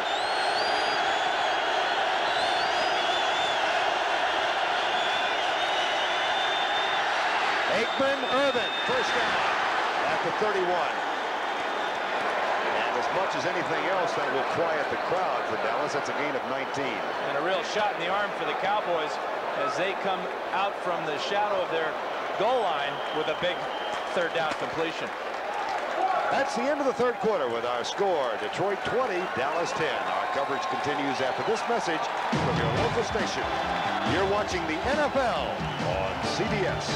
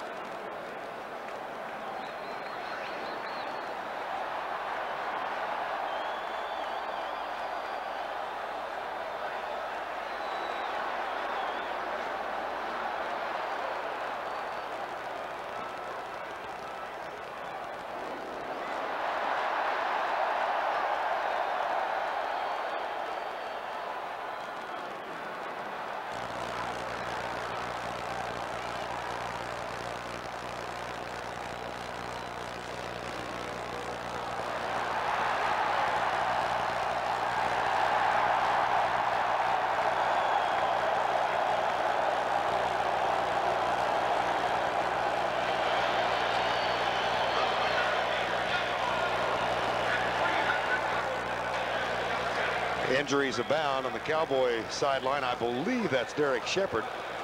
And that is Rodney Peete. Rodney out with an Achilles tendon injury that occurred in the first quarter. He is given away to Eric Kramer, who's thrown a touchdown pass. That is part of the difference. First down now from the 30-yard line. Aikman, here's a reverse. It comes to Alexander Wright. And he tries to get by. Melvin Jenkins does. Benny Blades comes over on top of it.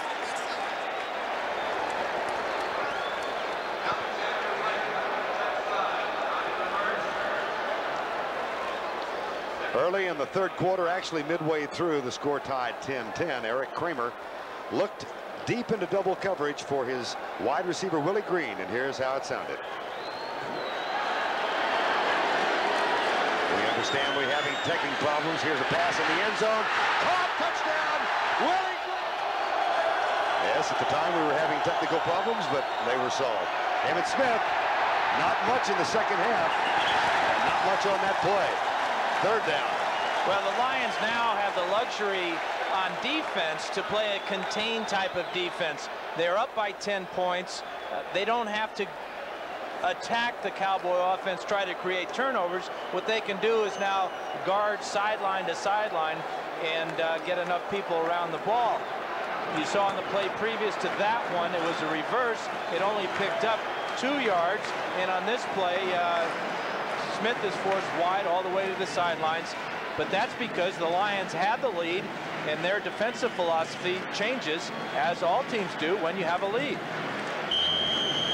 It's a different form of prevent defense. Dallas 4 of 8 on third down conversions. A long wait for the play to come in, and Robert Awald brings it in. Kelvin Martin leads. 8 seconds left on the shot clock. The game clock, rather.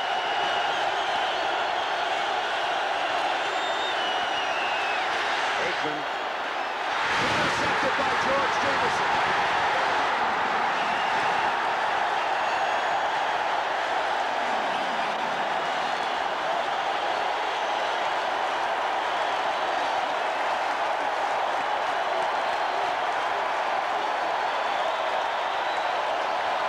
Sometimes luck plays a big part in this game. This is bad luck for the Cowboys and fantastic luck for the Lions. This ball is thrown behind Novacek. I mean, Awald, he tries to make the grab with one hand and pops it up in the air right into the arms of George Jameson.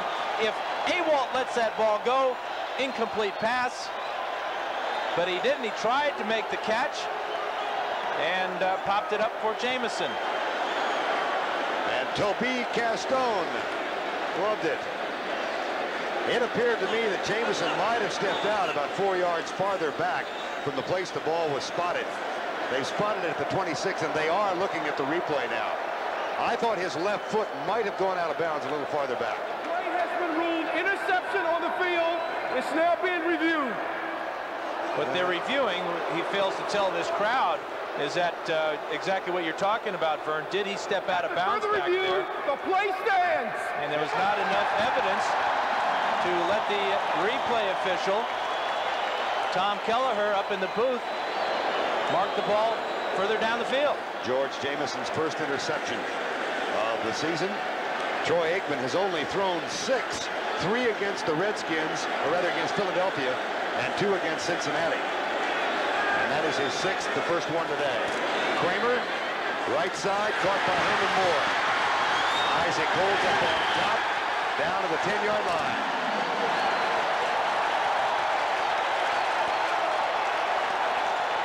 Well, Herman hasn't caught a whole lot of passes in this league, but his reaction after this catch is one of a guy that just won the Super Bowl for somebody. It is a nice 10, 11-yard gain. He does struggle through 2 tacklers there, and then the celebration, you betcha.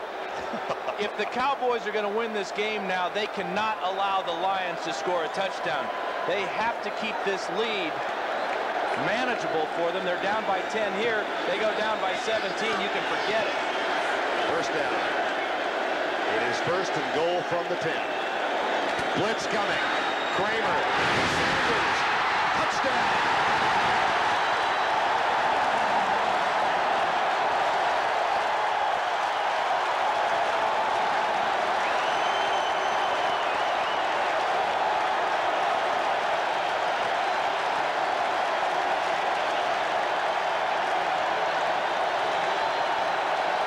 One of the tests of any quarterback is how do you do under pressure of a blitz? Well, Kramer answers that question. He finds Sanders, who gets in for his first touchdown receiving this year. Heck of a play by Eric Kramer. Eddie Murray's extra point. Lions are blowing it open.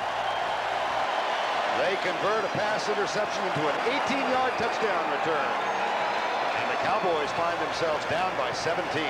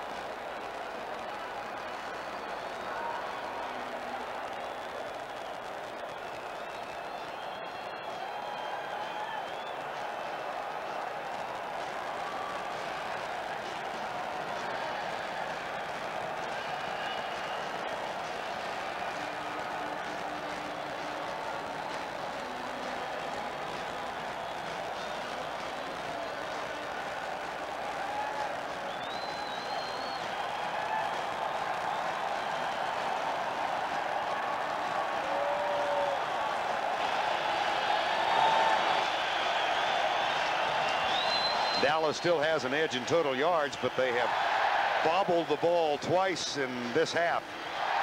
And as a result, find themselves down by 17. Rodney Peete, injured Achilles tendon. Mark Spindler, a field goal block and a fumble recovery. And Kramer in the second half, 9 of 13, 2 touchdowns, 1 to. And Troy is an aching man. This kickoff short, taken by Kelvin Martin, who replaced Ray Horton on the left side. Let's go back and take a look at that touchdown toss to Sanders. Well, a couple of things we want to look at. Here is Ken Norton. He's going to be blitzing on Kramer, but here is Ray Horton. Now, Sanders comes out of the backfield here, but because of the motion and all these lines here, you can see how he gets confused as to who has the responsibility of picking up Barry Sanders. There is Horton. He sees it way too late. Sanders is wide open, and once he gets the ball there, you know he's going to deposit it in the money bank. Ray Horton, Barry Sanders. The Lions 5-2, but they have yet to defeat a team with a winning record. If they hold on and win here, it will be their first such. Their combined opponents this year are 8-32. Aikman gets rid of it. Flag is down. Kelvin Martin, and this might be wiped out. It will be. They're going to get Alan Weingrad for holding Dan Owens. Bring it on back, boys. They're calling it holding, but I believe it might be an illegal leg whip.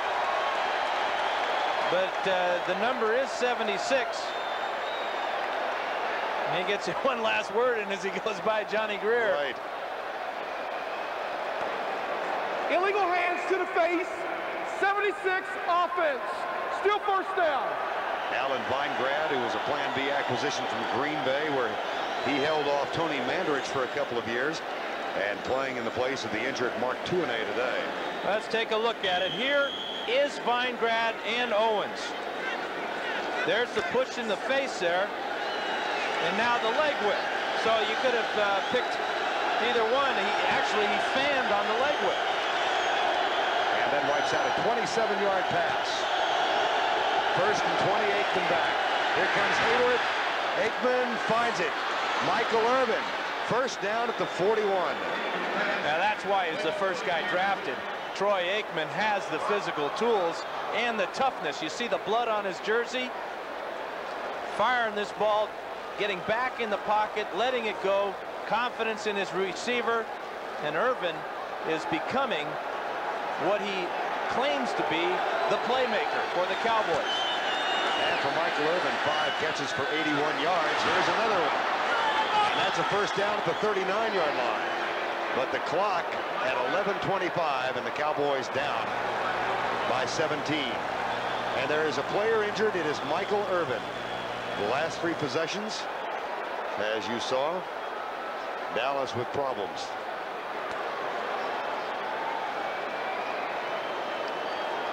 Checking out his left knee there. He was twisted to the ground after the catch. And this could be a fatal blow to the Cowboy hopes, because he is their deep threat, although he doesn't have the deep speed. He's got that experience, though, and he's having a heck of an afternoon.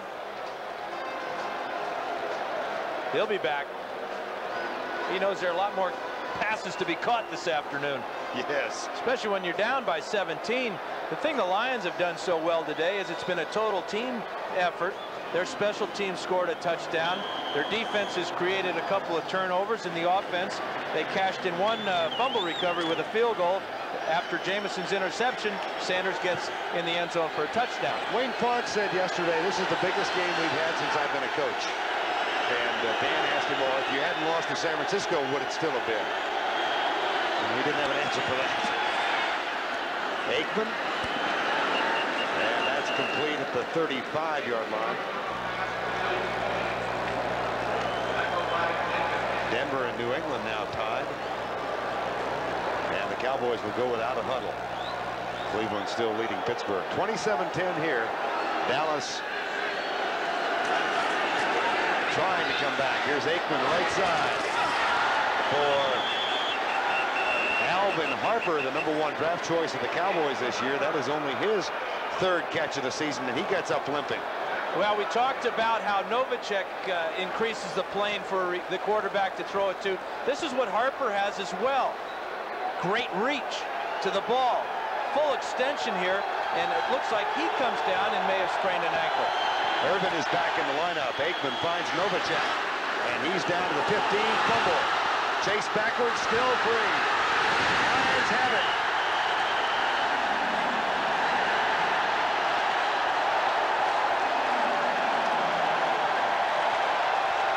team which had only fumbled 5 times this year, lost 5, has now lost 2 in the second half.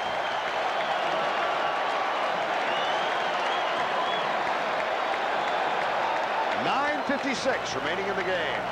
Lions well in control.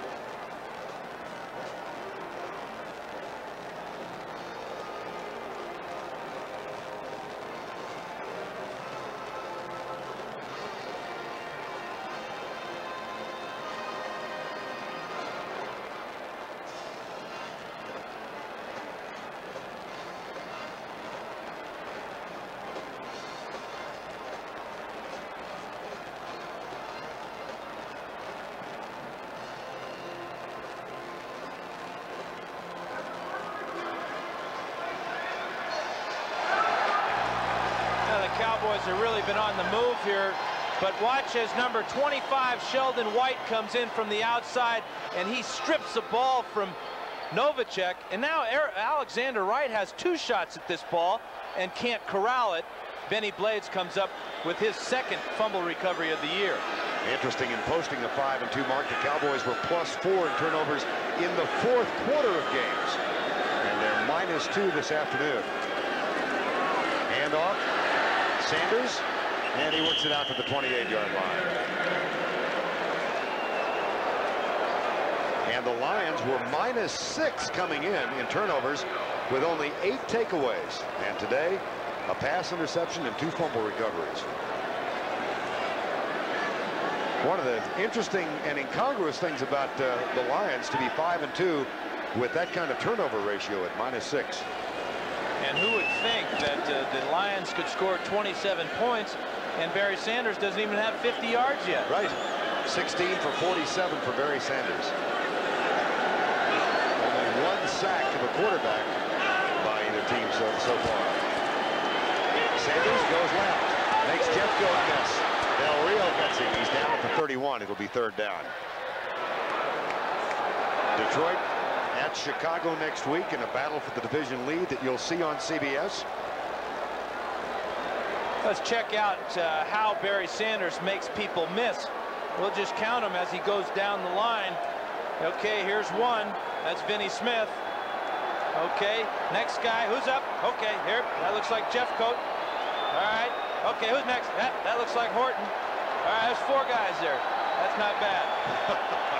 3rd down. Step right up. 3rd and 5, 27-10, 8:25 to go.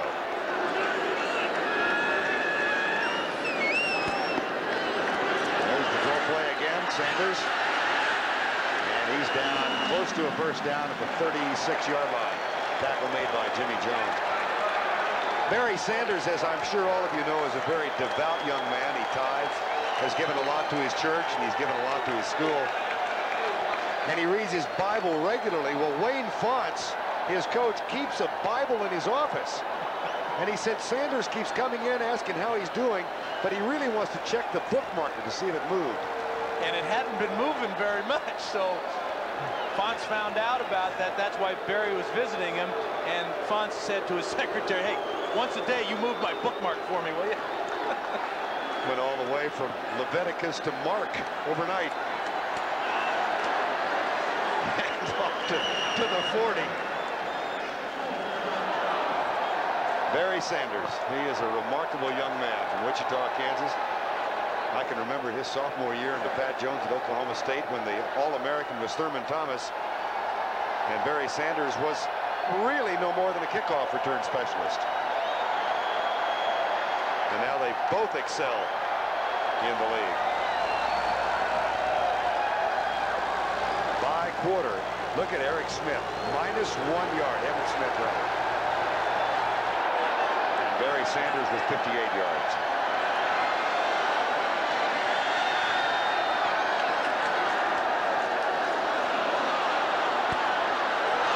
Fumble. And the Lions get it back. Now Barry's trying to do just a little bit too much on that play. That would have been disastrous for him because Ray Horton came up, watches Barry, hits right in the middle of this line and stops. Sees something, I guess, to the outside there on the other side of Jeffcoat that he likes, but number 20 for the Cowboys is Horton. He'll come up and pop this ball loose. And how does Barry Sanders find it to get on the recovery? Been reading his Bible. Amen. 6:05 remaining, and the Lions have this one tucked away. Sanders, they use this 3 tight end, this Trey offense, and will continue to use it to work on the clock. Well, I don't know. Do you think Wayne Fontes got a sense of where his team is?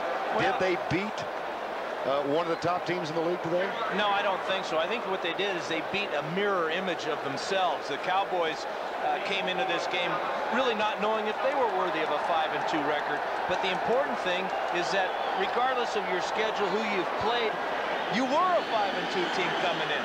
Well, Cowboys are going to be 5-3. The Lions go to 6-2, but they're both going to be tested in the near future with 3 of their next 4 games on the road. Jim Arnold is back to punt the ball on 4th down. Kelvin Martin. What a dandy. What a dandy. It's even better than I thought. Oh, boy, 62 yards. And out on the 1.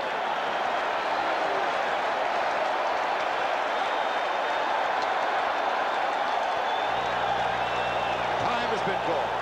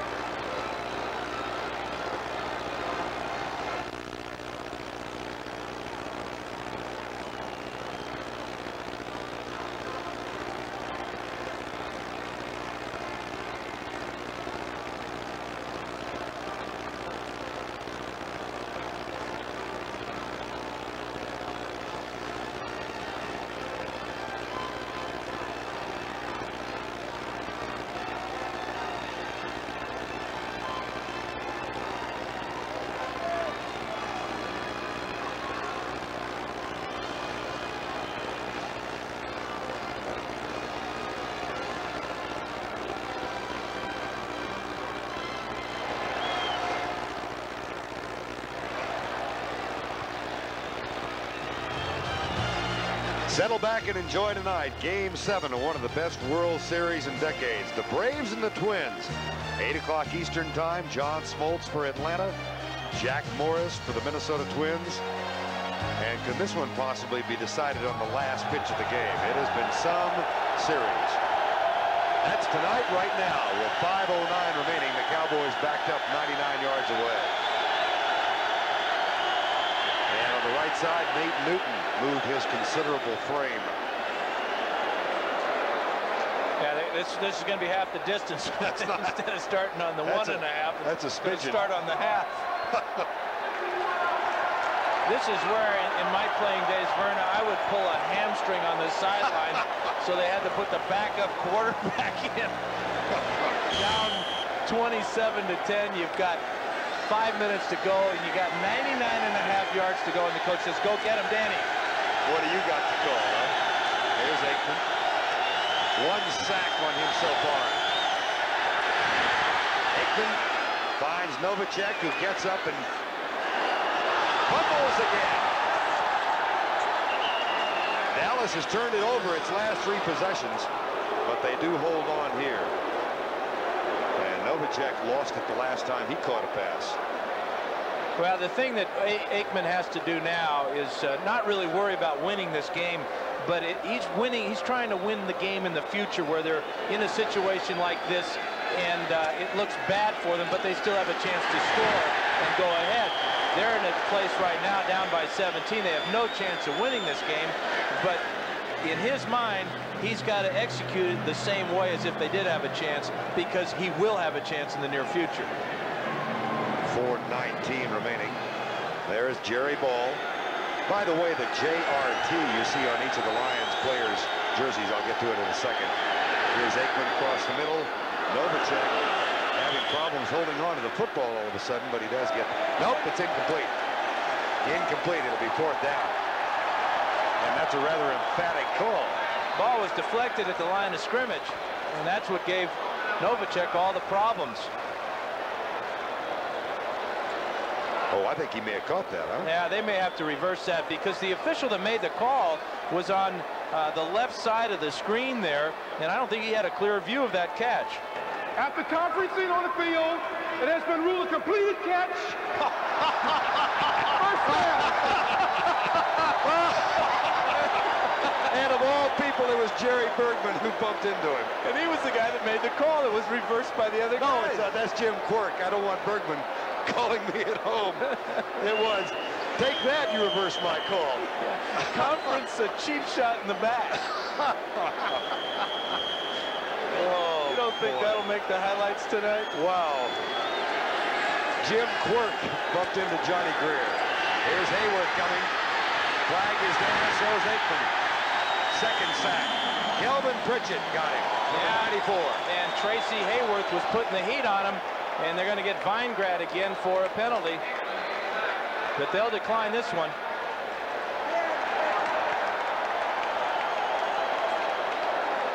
Check it out here. 99 is Hayworth, and he's got that Michael Kofer type of speed around the corner.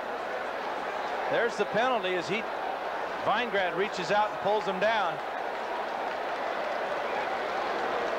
But they'll decline it, take the sack instead.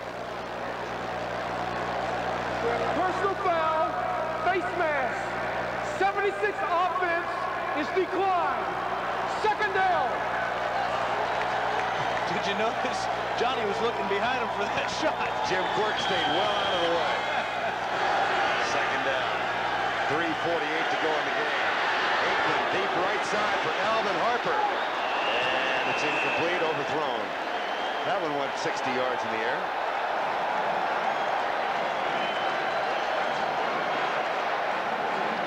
Mark Spindler, who has been described by the quiet Jerry Ball as being out of the cage.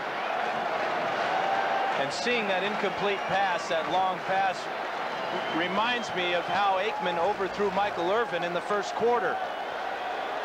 Watch as Spindler gets his hat ripped off. It looks like by Aikman as he ends up with it on his belly. Giesick doing the strong arm job on Spindler. 3:42 remaining. Caught by Novacek, surging for the first down mark, and he does get a first down and kills the clock at the 27-yard line. But in going back to that incomplete pass where Aikman overthrew Irvin in the first quarter, I believe it was, how much different would the game have been? Because that was clearly going to be a touchdown, and the ball was just inches overthrown.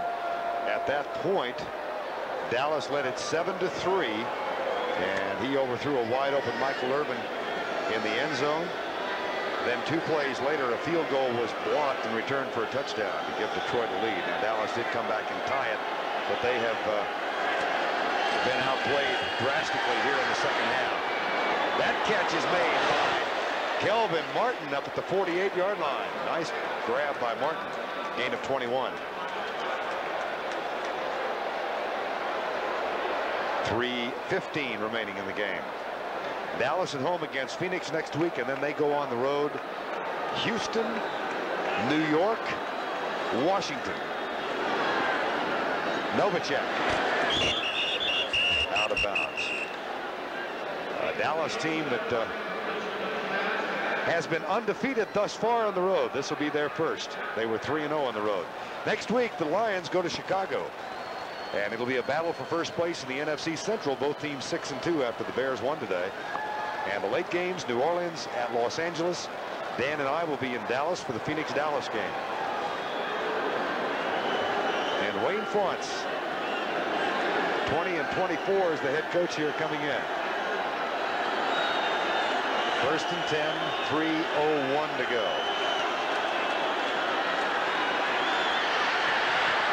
Batted down by Dan Owens.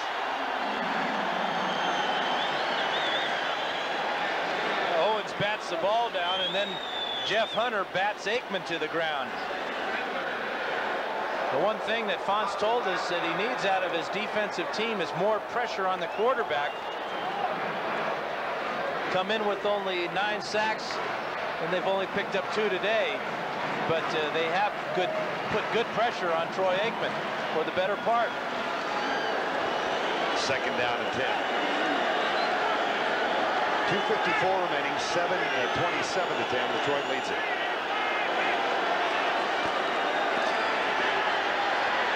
Deep left side, Harper is being held up, incomplete. And the coverage supplied by Sheldon White, number 25.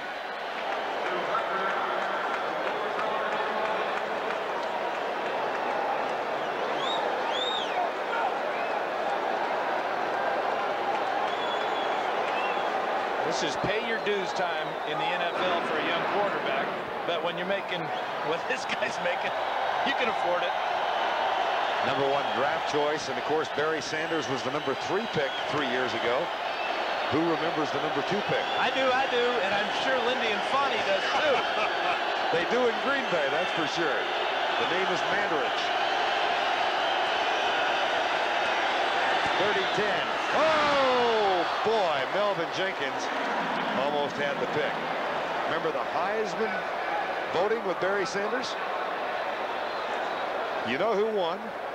Mr. Sanders. Who was number 2? Mr. Pete. And number 3, they're all here in the stadium today.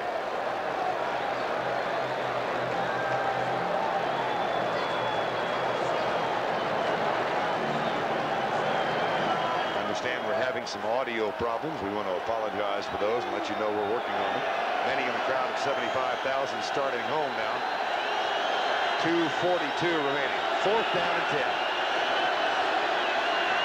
Aikman caught by Michael Irvin, his 7th catch today. 1st down Dallas at the 25. And he is over 100 yards in receptions for the 3rd game this season. That's a 14-yard pick and gives him 115 for the day. Detroit has not led since 1980, led the division this late. On 1st down, left side, Novacek.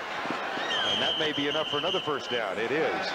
And you know, the way that Aikman's working is extremely important for future games, as we talked about. But he's also throwing the ball and getting his receivers to catch it and then go out of bounds. This is about 3 times now that Novacek has been able to get out of bounds and stop the clock. And a touchdown here. Okay, let's start talking what happens if they score here. Cuts the lead to 10 points with maybe just 2 minutes to go. So maybe we were a little premature in saying this one's over, because Aikman's doing a heck of a job bringing them back. Well, remember the Lions scored 3 TDs in the last 6-18 to beat Minnesota earlier this year. Here's Wright. He is going to be caught and down at the 10-yard line. And Troy Aikman has gone over 330 yards today. 27-10 is the score. 2 minutes remaining. Dallas has the football.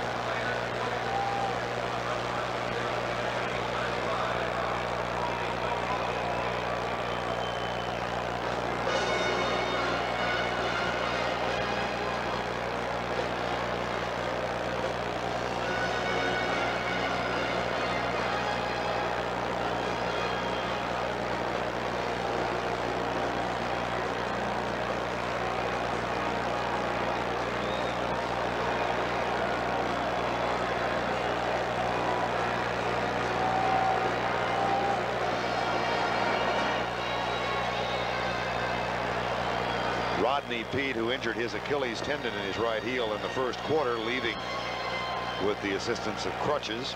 His team up 27-10, and the man who replaced him, Eric Kramer, threw for 2 touchdowns in the second half. He hit 9 out of 14 after going 0 for 2 in the first half, so he got some good counseling at halftime and threw a heck of a pass to Willie Green for that first touchdown. Well, I don't want to diminish the effort of Aikman either, because the gaudy numbers, they often do come in losing causes, and he is now 28 of 41 for 335. But he fumbled once, it was recovered, and he was intercepted once, it led to a touchdown. Aikman back, right side, picked off. Here we go.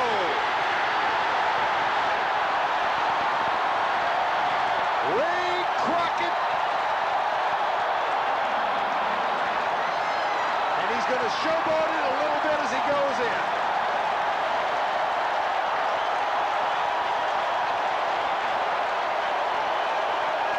96 yards.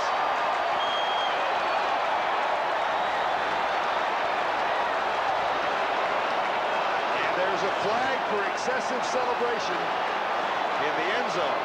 I'm surprised they don't throw a flag for premature celebration. Well, they should throw a flag for delay of game on Crockett. He's trying to take time off the clock there at the 1-yard line at the end of that 96-yard run. I think it was called enjoy the moment. Oh, boy.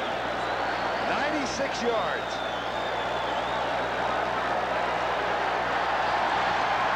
Crockett's had a heck of a day. He's had to guard Novacek a lot of the time, and that time out at his normal position. Picked the pocket, went all the way.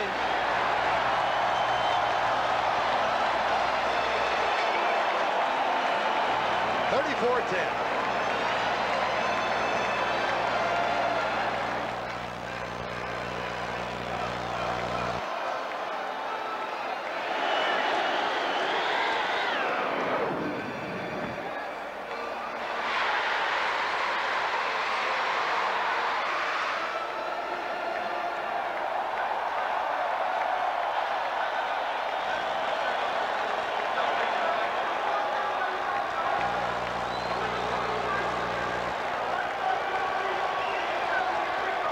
Well, number 39 is Ray Crockett. He's got number 89, Rob Awalt, man-to-man, and he does a heck of a job of cutting in front of Awalt and then making the grab.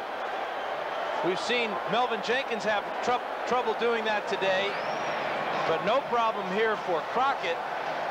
And now he's going to put on the brakes at the 1, looks up at the clock, he says, hey, we could take some time off the clock here. And then he knows that the coaches are saying, you better get in that end zone, fella, right now. At what point during that run back do you suppose it crossed his mind to stop at the 1. I think what you said is capturing the moment. You know, these guys never get a chance to score. They rarely get their hands on the ball. And all he did there was have some fun. And we've had so much criticism about the league taking the fun out of the game. Well, I tell you what, that was fun to see. Now, I don't think there was any intent to taunt. I don't know if that's what the call was, but they have to kick off short, and this is taken by Kelvin Martin. And he is out of bounds at the 42. Well, Ray Crockett of Baylor, who grew up in the Texas area, the 3rd longest pass interception in Detroit Lion history. Well, and Aikman was just too late to get the ball out there to AWOL. And this is just pure fun. Right about here, he goes, hey, wait a minute, I don't have to score just yet. Uh-oh. Steve Berline is coming in now, replacing Troy Aikman for the Cowboys. 34-10. It seems a long time ago that it was 10-10. That's what the score was at halftime. Here's Berline, acquired from the Raiders, sat out all of last season. And this will be his first pass play in a couple of years. Fires it, caught by Irvin. Boy, Michael Irvin is having a huge day, albeit in a loss. That's his 8th catch for 143 yards. And he would trade right now all of those yards and all those catches for that one catch that got away in the first half.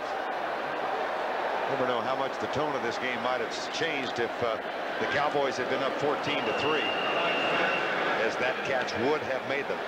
1:01, now a minute to go, and Dallas uses a timeout. They have one left. Well, in the Central, Chicago scores late in the game against New Orleans and wins today. And Detroit wins here. They have a 3-game edge on Minnesota. Now, Minnesota is leading. Herschel Walker has scored a couple against Phoenix. But Chicago and Detroit meet next Sunday. First game of our doubleheader. Then they go to Tampa Bay, at home against the Rams, and at Minnesota. And at least on paper, it appears that the toughest of those 4 comes in 7 days. Going into Chicago and playing the Bears, getting Neil Anderson healthy, that will be a real test for Wayne Fouts and his crew, and Eric Kramer will have to start that ball game. It doesn't appear that Rodney Peete will be back. 2nd down, 11. Berline. Deep left side. Incomplete.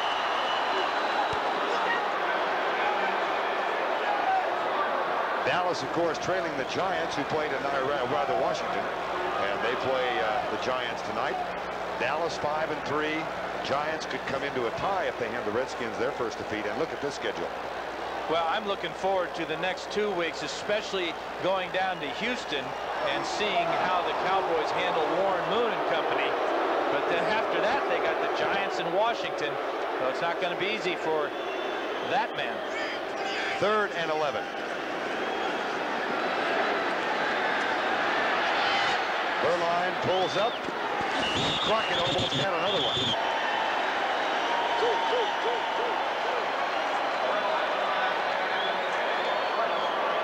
$34-10.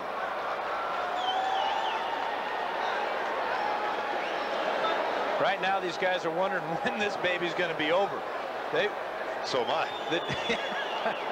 The defense of the Lions has been out there a long time. Cowboys haven't had a running play in about a week, it seems like. Those defensive backs are getting tired. Got some bad news about your old team. It was not a good weekend for either my old college in Seattle against the Huskies or my old pro team, the Chargers in Seattle. But you made it pay. Here's Alexander Wright. And that'll be the final, probably, to get one more play in. 32 seconds to go. Today's game produced by Mark Wolf and directed by Larry Cavallina. The NFL Today was produced by Eric Mann and directed by Duke Struck.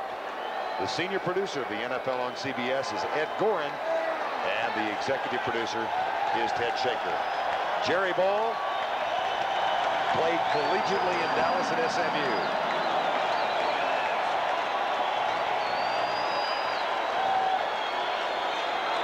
Eric Kramer.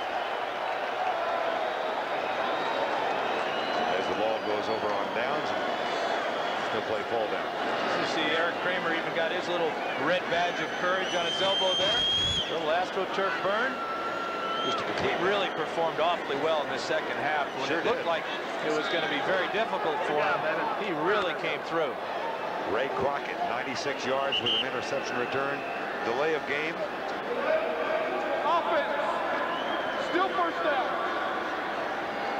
Turnovers the difference. 3 for Dallas. And the Lions did 4 rather. And the Lions did not turn it over at all. A couple of big plays. The block field goal by Mark Spindler with the recovery and the return by William White. Yeah, and then Spindler got a fumble recovery off an Aikman fumble. They cashed in on their turnovers. They played an outstanding second half, did the Detroit Lions.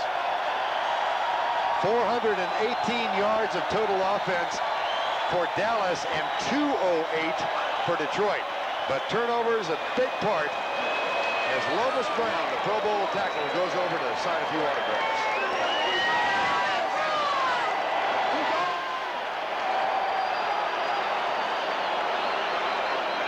Greg and Terry are standing by in our New York studio. They'll return when we come back. Our final score, the Lions 34, the Cowboys 10.